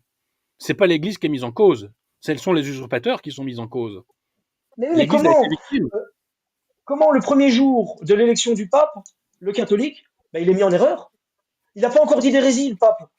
Oui. Le faux pape, soi-disant, parce qu'il ne l'a jamais été, vu que le pape ne peut pas se tromper. Or, Jean 23 s'est trompé, donc il n'était Mais pas pape cher dès le ami, premier attendez, jour. il n'y a pas eu de faux papes dans L'Église l'histoire de a l'Église avant trompé Jean les 23. fidèles. Attendez, cher ami, L'Église a trompé. cher ami, il n'y a pas eu Oui, dans l'histoire de l'Église avant Jean 23 des faux papes à la tête de l'Église. Il n'y en a jamais eu. Il y en a eu des bien dizaines et sûr des que oui. dizaines et des dizaines. Oui, et même il y en a eu sans qu'il y ait de pape légitime en face. C'est pas l'Église qui Euh, trompe, ce sont des usurpateurs qui s'emparent par la force, par la ruse ou par la malice d'une charge, en au moins fait, on a réponse, qui ne possèdent pas légitimement. Mais c'est pas l'Église qui trompe, ce sont les je personnes qui comprends ce commettent que le vous mal. voulez dire. Par Si contre, les je fidèles sont demande mystiques, juste, oui, je demande juste la cohérence. Qu'on arrête de dire le pape est infaillible, il ne peut pas se tromper, et puis après en disant si un pape est hérétique, il est déchu. Je demande la non mais, cohérence. oui, cher ami, quand il y a eu cette crise de l'Église qui a foudroyé le corps ecclésial, on a essayé de comprendre, et il y a eu une prise de conscience progressive, et il y a eu une redécouverte doctrinale progressive. Moi, j'ai discuté avec des vieux fidèles qui me disaient, mais vous n'imaginez pas, mais on était à zéro. On était à zéro. Donc, quand on essaie de comprendre cette crise, dans un premier temps, on a peut-être recours à des théologiens qui évoquent cette déchéance, etc., etc., etc. Mais ce travail doctrinal, il est continué. On va à la source du magistère et on voit qu'on nous dit, bah, il n'est pas possible qu'un pape perde la foi. C'est pas possible.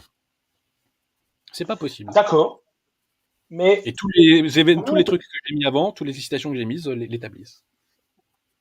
donc c'est pour bien comprendre. Hein. Qu'est-ce qui a fait que au conclave, ce n'est pas Jean 23 qui a été élu? Ah bah, c'est Jean 23 qui a Il n'avait été pas dit élu, mais d'hérésie. le conclave n'avait aucune autorité pour élire un De moderniste, quoi? c'est-à-dire un hérétique, pour placer un hérétique à la tête de l'Église. Si au XVIIIe siècle, on Oui, avait élu un janséniste qui fait un enseignement janséniste dans le cadre d'encycliques qui sont officiellement des encycliques de l'Église, on aurait dit, cet individu n'enseigne pas la foi catholique, c'est un hérétique, il ne peut pas être pape. C'est d'ailleurs ce que disait le fameux Paul IV dans sa bulle. Il lui dit, si un hérétique est élu, donc petite parenthèse, ça oui, prouve que l'Église avait envisagé l'hypothèse, ça veut dire d'accord. que l'Église avait envisagé l'hypothèse, si un hérétique est élu, vous ne devez pas le reconnaître comme pape. Donc si un type Mais là, on est. arrive à être à la tête de l'Église en disant je suis pape et je vous enseigne des hérésies jansénistes, je lui dis t'es gentil mon coco, mais le jansénisme c'est une hérésie qui est condamnée par l'Église, donc t'es pas pape mais t'es un imposteur. Et là c'est la même chose avec Jean 23, sauf qu'on avait affaire à un moderniste. Voilà. Mais le cas que vous prenez, et puis Paul IV parle entre guillemets, pape élu, mais qui était déjà hérétique. Mais pour le pape qui deviendrait Mais hérétique, Jean 23 vous ne était répondez pas. moderniste. Jean 23 était la foi d'un pape ne peut pas défaillir. Donc si Jean 23 enseigne l'hérésie dans son enseignement, c'est qu'il n'était pas catholique quand il a été élu. Sa foi avait été avant son élection. Mais vous conviendrez donc que quand même on peut supprimer la moitié des citations des sites sédévacantistes. Je ne crois pas que la moitié des sites sédévacantistes se fondent sur un pape Abraham. Hérétique, hein, je veux dire. Ce sont des éléments. Pape hérétique, oui, voilà. Moi, je vous dis que il y a des théologiens qui ont dit ça, et je vous dis que ce n'est pas le bon fondement à notre propos. Notre fondement, ça doit être l'enseignement de l'Église, tamponné par le Saint-Esprit. Et l'enseignement tamponné par le Saint-Esprit, c'est le magistère de l'Église. Et je vous ai fait pas mal de citations aujourd'hui. J'invite les gens à aller s'y référer, parce que moi, je n'ai pas d'opinion personnelle. Je suis qu'un pauvre catholique, un pauvre pécheur, qui répète l'enseignement de l'Église. Voilà. Et contrairement, parce que bon, je sais pas si vous voulez continuer encore longtemps, mais pour bien saisir les deux positions, d'un côté, les sédévacantistes dont je suis disent l'Église ne peut pas enseigner l'erreur. Vous nous dites, elle peut enseigner l'erreur, mais quand elle enseigne l'erreur, c'est pas tout à fait l'Église en fait. D'après ce que je crois avoir compris de votre position. Et c'est à nous de décider quand c'est l'Église ou pas. Voilà. Donc, moi, je vais vous lire juste. Ça résume quand même ce que je pense, et vous l'avez cité, le père Barbara le citait abondamment dans ses revues, donc Donneau, dans le simple enseignement, donc magistère ordinaire pontifical, pour comporter une relation nécessaire à la foi de l'Église, pour avoir un lien à la foi de l'Église, il ne peut plus être question d'un seul acte isolé. Donc en fait, il ne peut plus être question, c'est parce qu'avant, Donneau parle du magistère extraordinaire. Et donc évidemment, le magistère extraordinaire est un seul acte isolé. Ça, on le comprend bien. Mais là, il ne peut plus être question d'un seul acte isolé dans l'enseignement du pape. La garantie de fidélité ne pourra être assurée qu'à l'ensemble du processus. Donc le processus, c'est le magistère ordinaire et universel. Donc en gros, l'enseignement pontifical va développer le magistère, par lequel s'opère ici la communication de la doctrine et qui implique proposition ferme et constante des mêmes vérités. Donc, en fait, voilà, vous allez me dire c'est pas le magistère qui le dit, mais c'est la logique qui le dit. Moi, je peux vous citer d'autres phrases de Donneau. Moi, je peux vous. Je vais juste finir. Donc, Donneau parle d'un processus. En fait, il prend un bloc des enseignements pontificaux, et ce qui est constant et ferme et qui enseigne les mêmes vérités, alors oui, il rentre dans le magistère ordinaire et universel. C'est tout ce que Pie XII et Donneau disent. Non, Pie XII ne dit pas ça pour rentrer. Pie XII dit, par définition, c'est le magistère. Mais oui, mais Pie XII, alors, il devait frapper Pie XI. Parce que vous faites une clé de bras à Pie XI. Vous faites une clé de bras à Pie XI, Charlie. Vous lui faites dire à Pie XI qu'il est possible de désobéir. Vous l'avez dit tout à l'heure. Oui. Avec la proportion zéro. Pie XI ne dit absolument pas cela. Pie XI vous dit de vous laisser gouverner et d'obéir. Alors maintenant, vous parlez de Donneau. Donneau, c'est un théologien. J'ai lu ses articles et Donneau, il est très prudent dans ce qu'il dit. Et il nous dit sur les magistères, donc dans son article qui s'appelle Magistère ordinaire, un lieu théologique, il nous dit ces critères semble-t-il. Donc déjà, il n'est pas sûr de lui à 100%. Hein. Bon. Et Donneau, c'est ce qu'on dit dans la vidéo, on est d'accord. Dans sa revue thomiste, dans l'article de la revue thomiste, Donneau et dans son livre Une source doctrinale sur l'encyclique, Donneau nous dit que l'Église ne peut pas enseigner l'erreur. Il nous le dit. Oui, l'Église. L'erreur ne peut pas. Oui, mais l'Église, l'enseignement de l'Église, c'est l'enseignement du pape, Jérémy. Hein. Donc l'erreur ne peut donc, sans faire mentir à les promesses divines, se glisser dans l'enseignement donné à la totalité de l'Église. Et quand pour avoir pardon, je vous ai coupé, excusez-moi. Non, mais pas de souci. Mais pour être une relation nécessaire à la foi, il ne s'agit pas d'un seul acte isolé, mais de propositions constantes des mêmes vérités. Oui, mais ça ne fait pas dire pour autant. Donneau ne dit pas pour autant que l'Église peut enseigner l'erreur. Il ne dit pas ça. Évidemment, c'est faux. Mais parce que si mais c'est là où vous voulez en venir. Vous voulez faire dire à Donneau ce qu'il ne dit pas. Donneau ne dit à aucun moment que l'Église peut enseigner l'erreur. Permettez-moi une autre phrase. La garantie de fidélité. Donc il dit bien que c'est pas d'office. La garantie de fidélité, c'est pas que le pape parle. La garantie de fidélité, c'est d'office. donne des propositions fermes et constantes des mêmes vérités. C'est Mais ça la garantie de fidélité. Donno Dans le magistère pour raconter ordinaire, ce hein. qu'il veut, Donno pour raconter ce Oui, qu'il veut.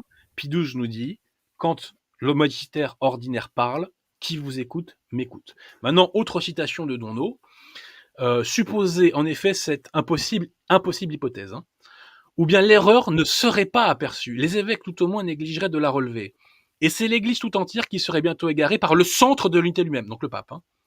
Ou bien pour demeurer fidèles à la vérité, pour y maintenir leur troupeau, les pasteurs devraient rompre cette unité, comme vous rompez cette unité avec Bergoglio, petite parenthèse, s'écarter dans leur enseignement de celui de Rome.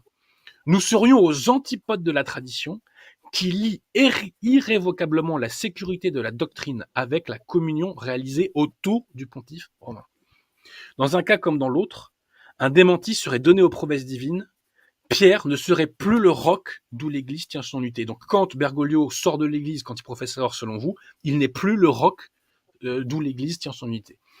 Et la conclusion dès lors s'impose, il faut reconnaître le privilège de l'inhérence à un enseignement dont dépend si étroitement la foi universelle et dont Dieu lui-même, vérité première, s'est porté garant. Voilà. Donc, vous nous dites euh, qu'en dehors d'un enseignement constant, je- on peut professer l'erreur. Moi, je vous réponds, il est de foi divine qu'il n'est pas possible qu'il y ait un enseignement inconstant dans la bouche d'un pape. Et même, permettez-moi je de terminer voudrais juste, que Saint Alphonse de Liguori vous dit que si vous cherchez des erreurs dans la bouche d'un pape, vous êtes un ennemi de l'Église. Hein. on est d'accord. Mais Faut c'est pas ce les que vous faites. chercher. Mais si C'est je ce les que vous faites. constate, je les constate. Mais je voudrais juste, par rapport à Pie XII, qui vous écoute m'écoute. Euh, c'est juste pour confirmer, enfin, donner un argument en plus. Si Pie XII prend ce passage de l'Évangile, c'est pas pour rien. Qui vous écoute m'écoute. Donc là, le Christ, il parle à tous les apôtres. Donc c'est l'Église enseignante. Donc là, ça exprime.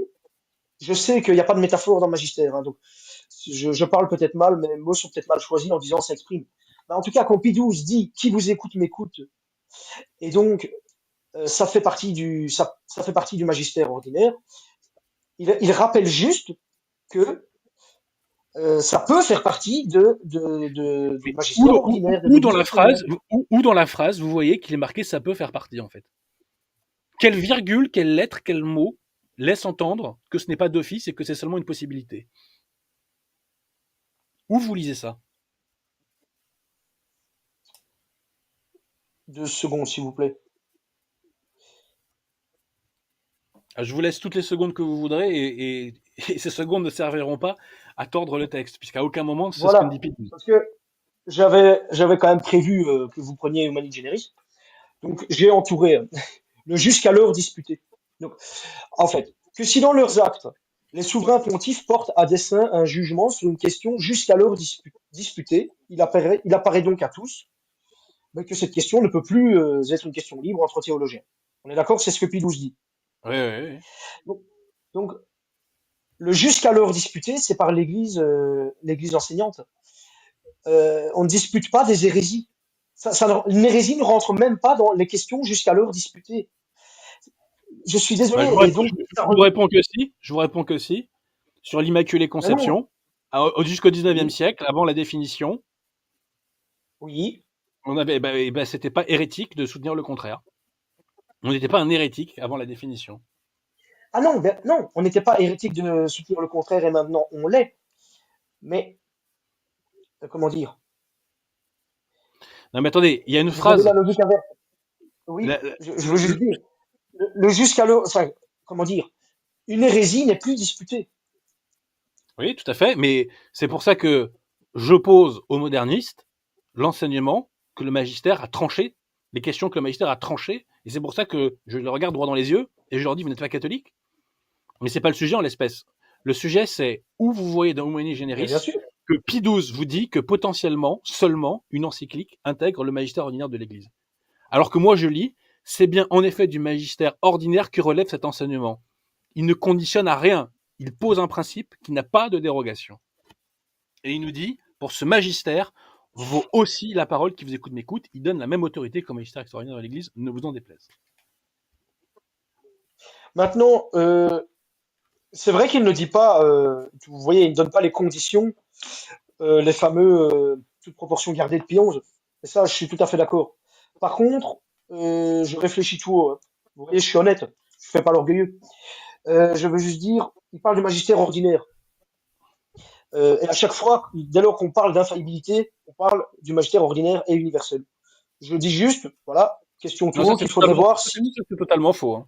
Excusez-moi. Hein. C'est tout- excusez-moi, on c'est parle total- toujours de l'infaillibilité du magistère ordinaire et universel. Je suis c'est désolé, on totalement n'a faux. jamais vu l'infaillibilité du magistère ordinaire. J'ai jamais lu ça nulle part.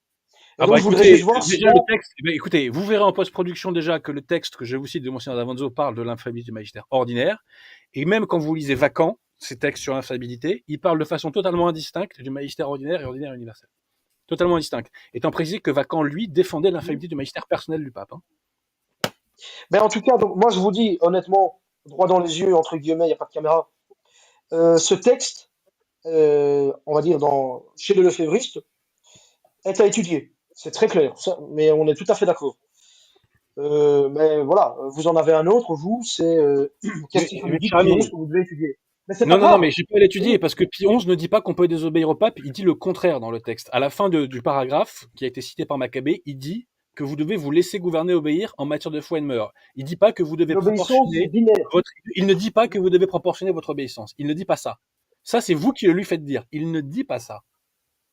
Mais, Tout chers ce que dit auditeurs, Pie XI, c'est écoutez, qu'il ne dit allez pas. lire, allez Vous lire faites dire à Pion. tous.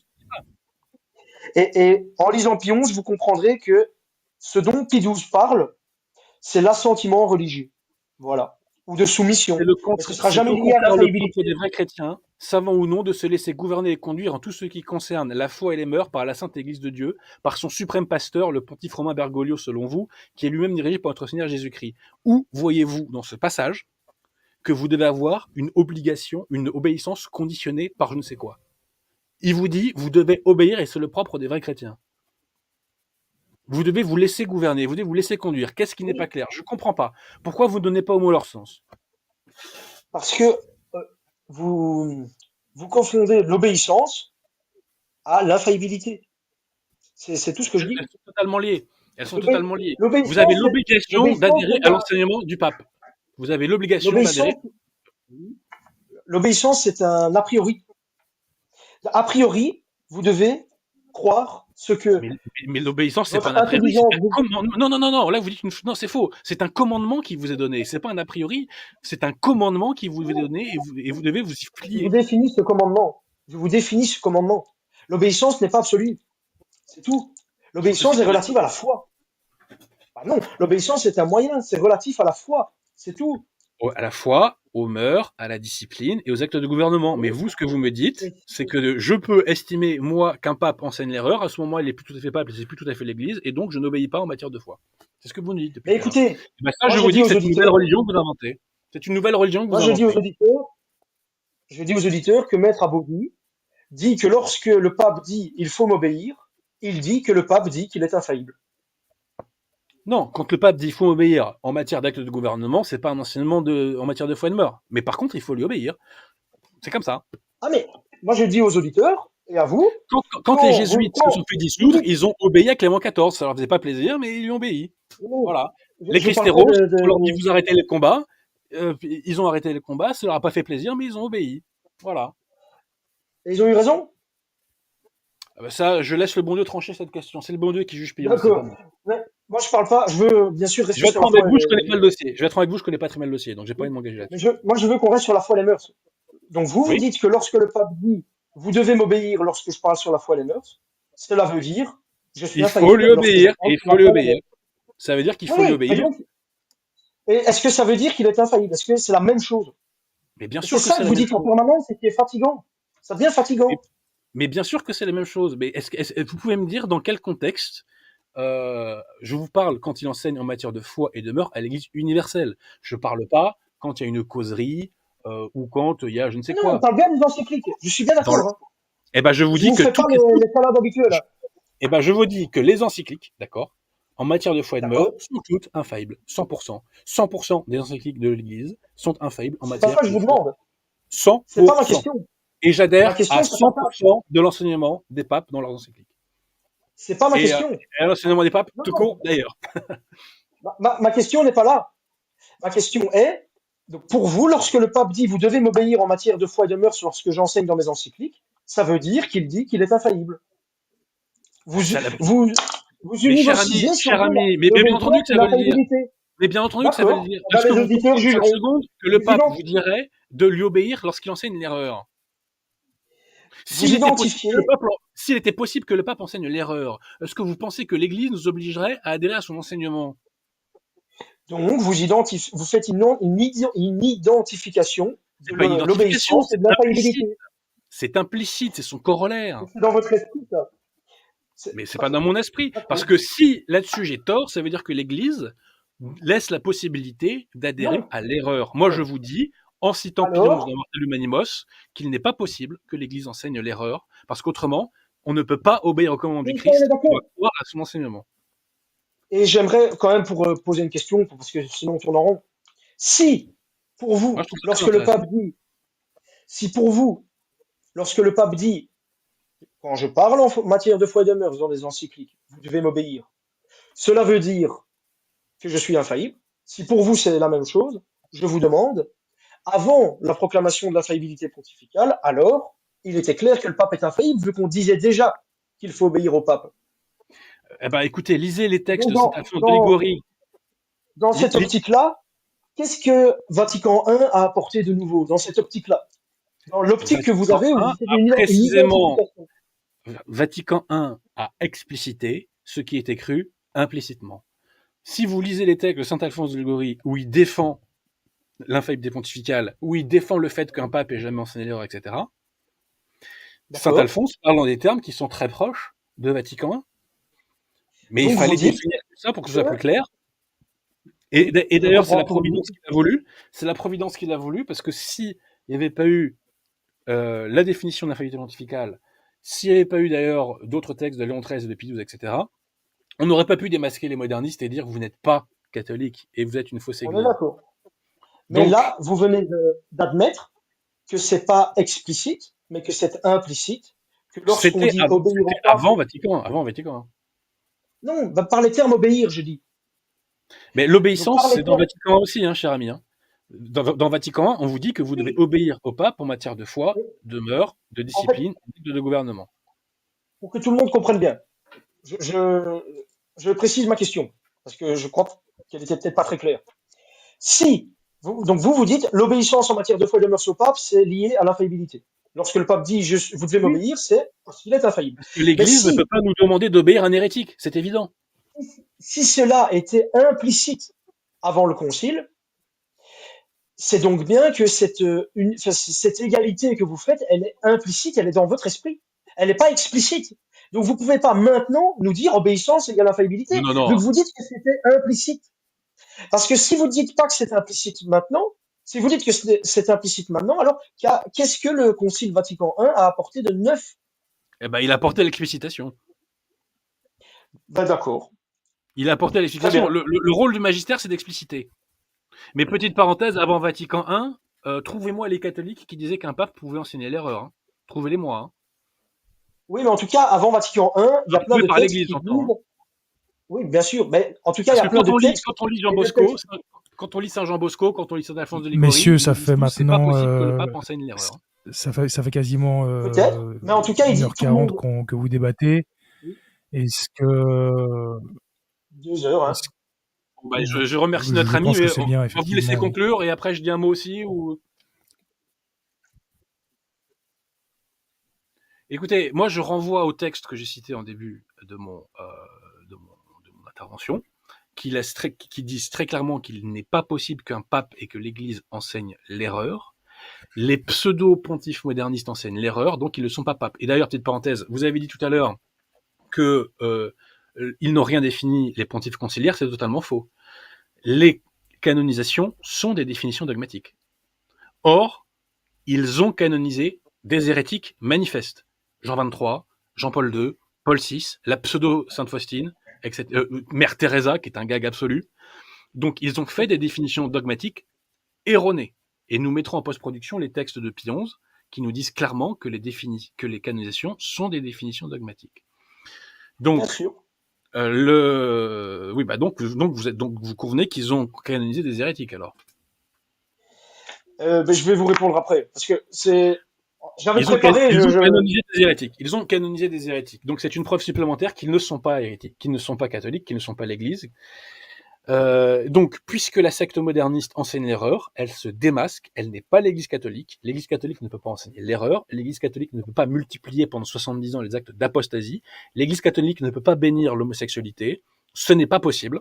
Il est de foi divine que ce n'est pas possible. Donc ces gens-là ne sont pas l'Église catholique. La personne qui est à leur tête n'est pas un pape. Ce sont des imposteurs. Et tôt ou tard, le bon Dieu Moi, je pense que ça, réduira c'est au moins en un truc sur cendres lequel on cette est secte tous les trois d'accord. En tout cas, d'accord. le règne du modernisme. Voilà, donc allez-y, On laisse Marc. notre Oui. ami, on Bon, laisse notre ami conclure. alors, donc moi je conclurai. Donc, je pense que Maître Abosi et moi, là, on est d'accord sur la notion d'infaillibilité du magistère extraordinaire. Et la question s'est plutôt posée sur le fait de savoir si, dès que le pape parle de foi à l'Église universelle, alors est-ce que ça rentrerait dans le magistère ordinaire et universel? Et donc, Maître Abosi dit que oui, et moi je dis que non. Je dis que Le magistère tout court, oui. tous ces propos proposés euh, sont proposés et rentrent et doivent euh, être conformes et subir les mêmes conditions que les autres propos des autres évêques pour rentrer dans le magistère ordinaire et universel. Et c'est ce que Domno dit. Voilà.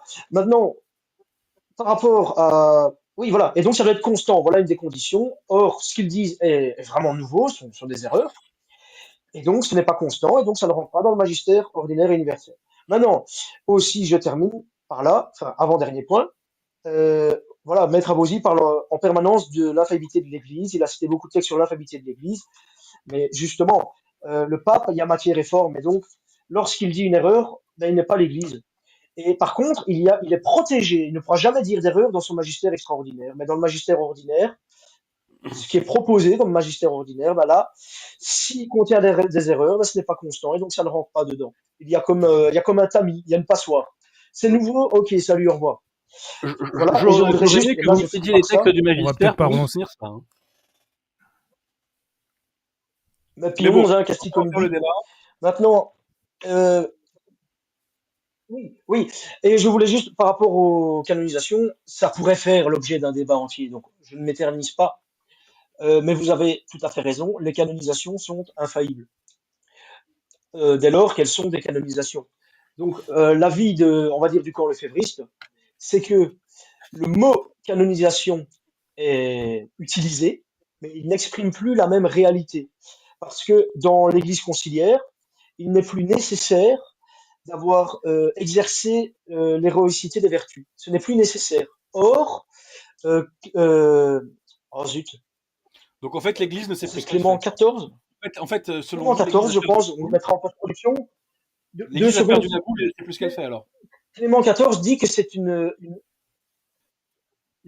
Clément XIV dit que c'est nécessaire dans le procès de canonisation de voir l'héroïcité des vertus. Et ce n'est plus fait actuellement. Donc c'est le même Mais mot, mais ce n'est plus la d'où même vous sortez réalité, ça? ce n'est plus le même D'où vous sortez objet. ça? Et Attendez, arrêtez donc, sur l'image. ils auraient pu l'appeler Attendez, attendez. Chauffleur. D'où vous sortez ça? Eh ben, c'est une condition nécessaire Non, mais pour attendez, être saint non. d'avoir D'où vous exercé sortez que les l'héroïcité des conciliaires vertus. ne font plus référence à l'héroïcité des vertus de foi, etc. Oui, je vous écoute. D'où vous sortez que les conciliaires ne De font plus quoi? référence à l'héroïcité des vertus, etc. D'où vous nous sortez ça? Alors, C'est ben c'est ça.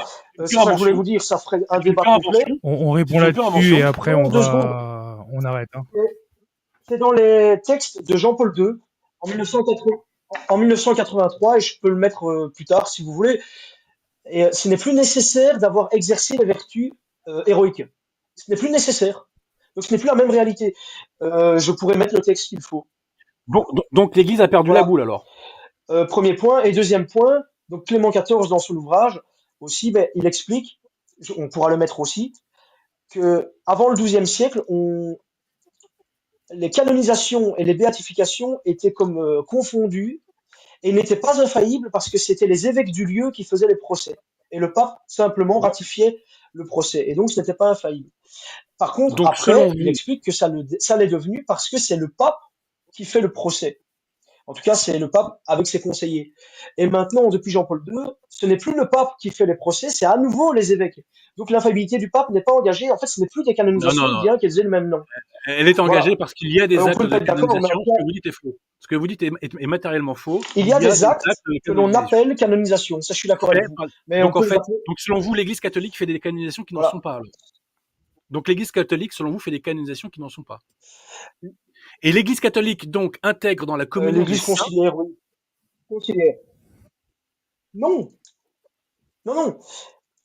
Elle fait un acte qui porte le nom de canonisation, mais qui n'a pas la même réalité, vu qu'il n'y a plus de Voilà, donc vertu l'Église ne héroïque, sait plus ce ce qu'elle n'est plus fait. nécessaire. Voilà, donc l'Église ne sait plus ce qu'elle fait. Elle fait des encycliques qui n'en sont Mais, pas, elle fait des canonisations qui n'en sont pas. mais Donc selon vous, non, l'Église a perdu la tête. non. En Ah, si, fait, elle a failli. si Elle a failli. Elle fait Jean-Paul des II vous dit canonisations qui n'en qu'il sont fait pas, une elle fait des encycliques voiture, qui n'en sont pas, elle fait une discipline qui n'en est pas si, une. Donc selon vous, l'Église a failli. si Jean-Paul Les II, portes de l'enfer ont prévalu contre elle. si Jean-Paul II fait une roue, si Jean-Paul II fait une voiture à deux roues, il peut l'appeler voiture, mais c'est pas une voiture, c'est une moto. Mais il peut l'appeler voiture Il est s'il deux veut. fois, Ils appellent cela capable. canonisation, mais ce n'est pas le cas. Il est, Mais il est voilà. deux fois Mais je divin, vous avais capable. Je dit, propose, ça pourrait faire un débat complet. J'entends bien, j'entends bien. Je vous avais dit, ça pourrait faire un débat complet. Donc, et personnellement, je suis pas préparé pour ça, quoi. Vous voyez, je crois que vous non D'accord, plus. d'accord. Non, mais pas de souci. Bon, écoutez, déjà, on vous remercie d'avoir débattu, d'avoir pris le temps, parce que vous êtes le seul Lefebvriste qui a accepté cette confrontation en plusieurs années, donc ça, c'est quelque chose que je mets à votre crédit et je vous en remercie. Et je laisse, les gens, je dis pas se faire leur Voilà, propre merci à opinion, mais vous aller deux. chercher l'opinion de l'Église. Je vous remercie aussi. C'était enrichissant. Je Merci. vous Je remercie rappelle aussi avant tous les de deux. conclure que si d'autres personnes veulent éventuellement faire un débat, peuvent m'écrire par mail. Mon mail est en description. Et on examinera les propositions, le sujet éventuel du débat et éventuellement concrétiser tout ça. Donc merci à vous deux et peut-être à une prochaine fois pour un prochain débat.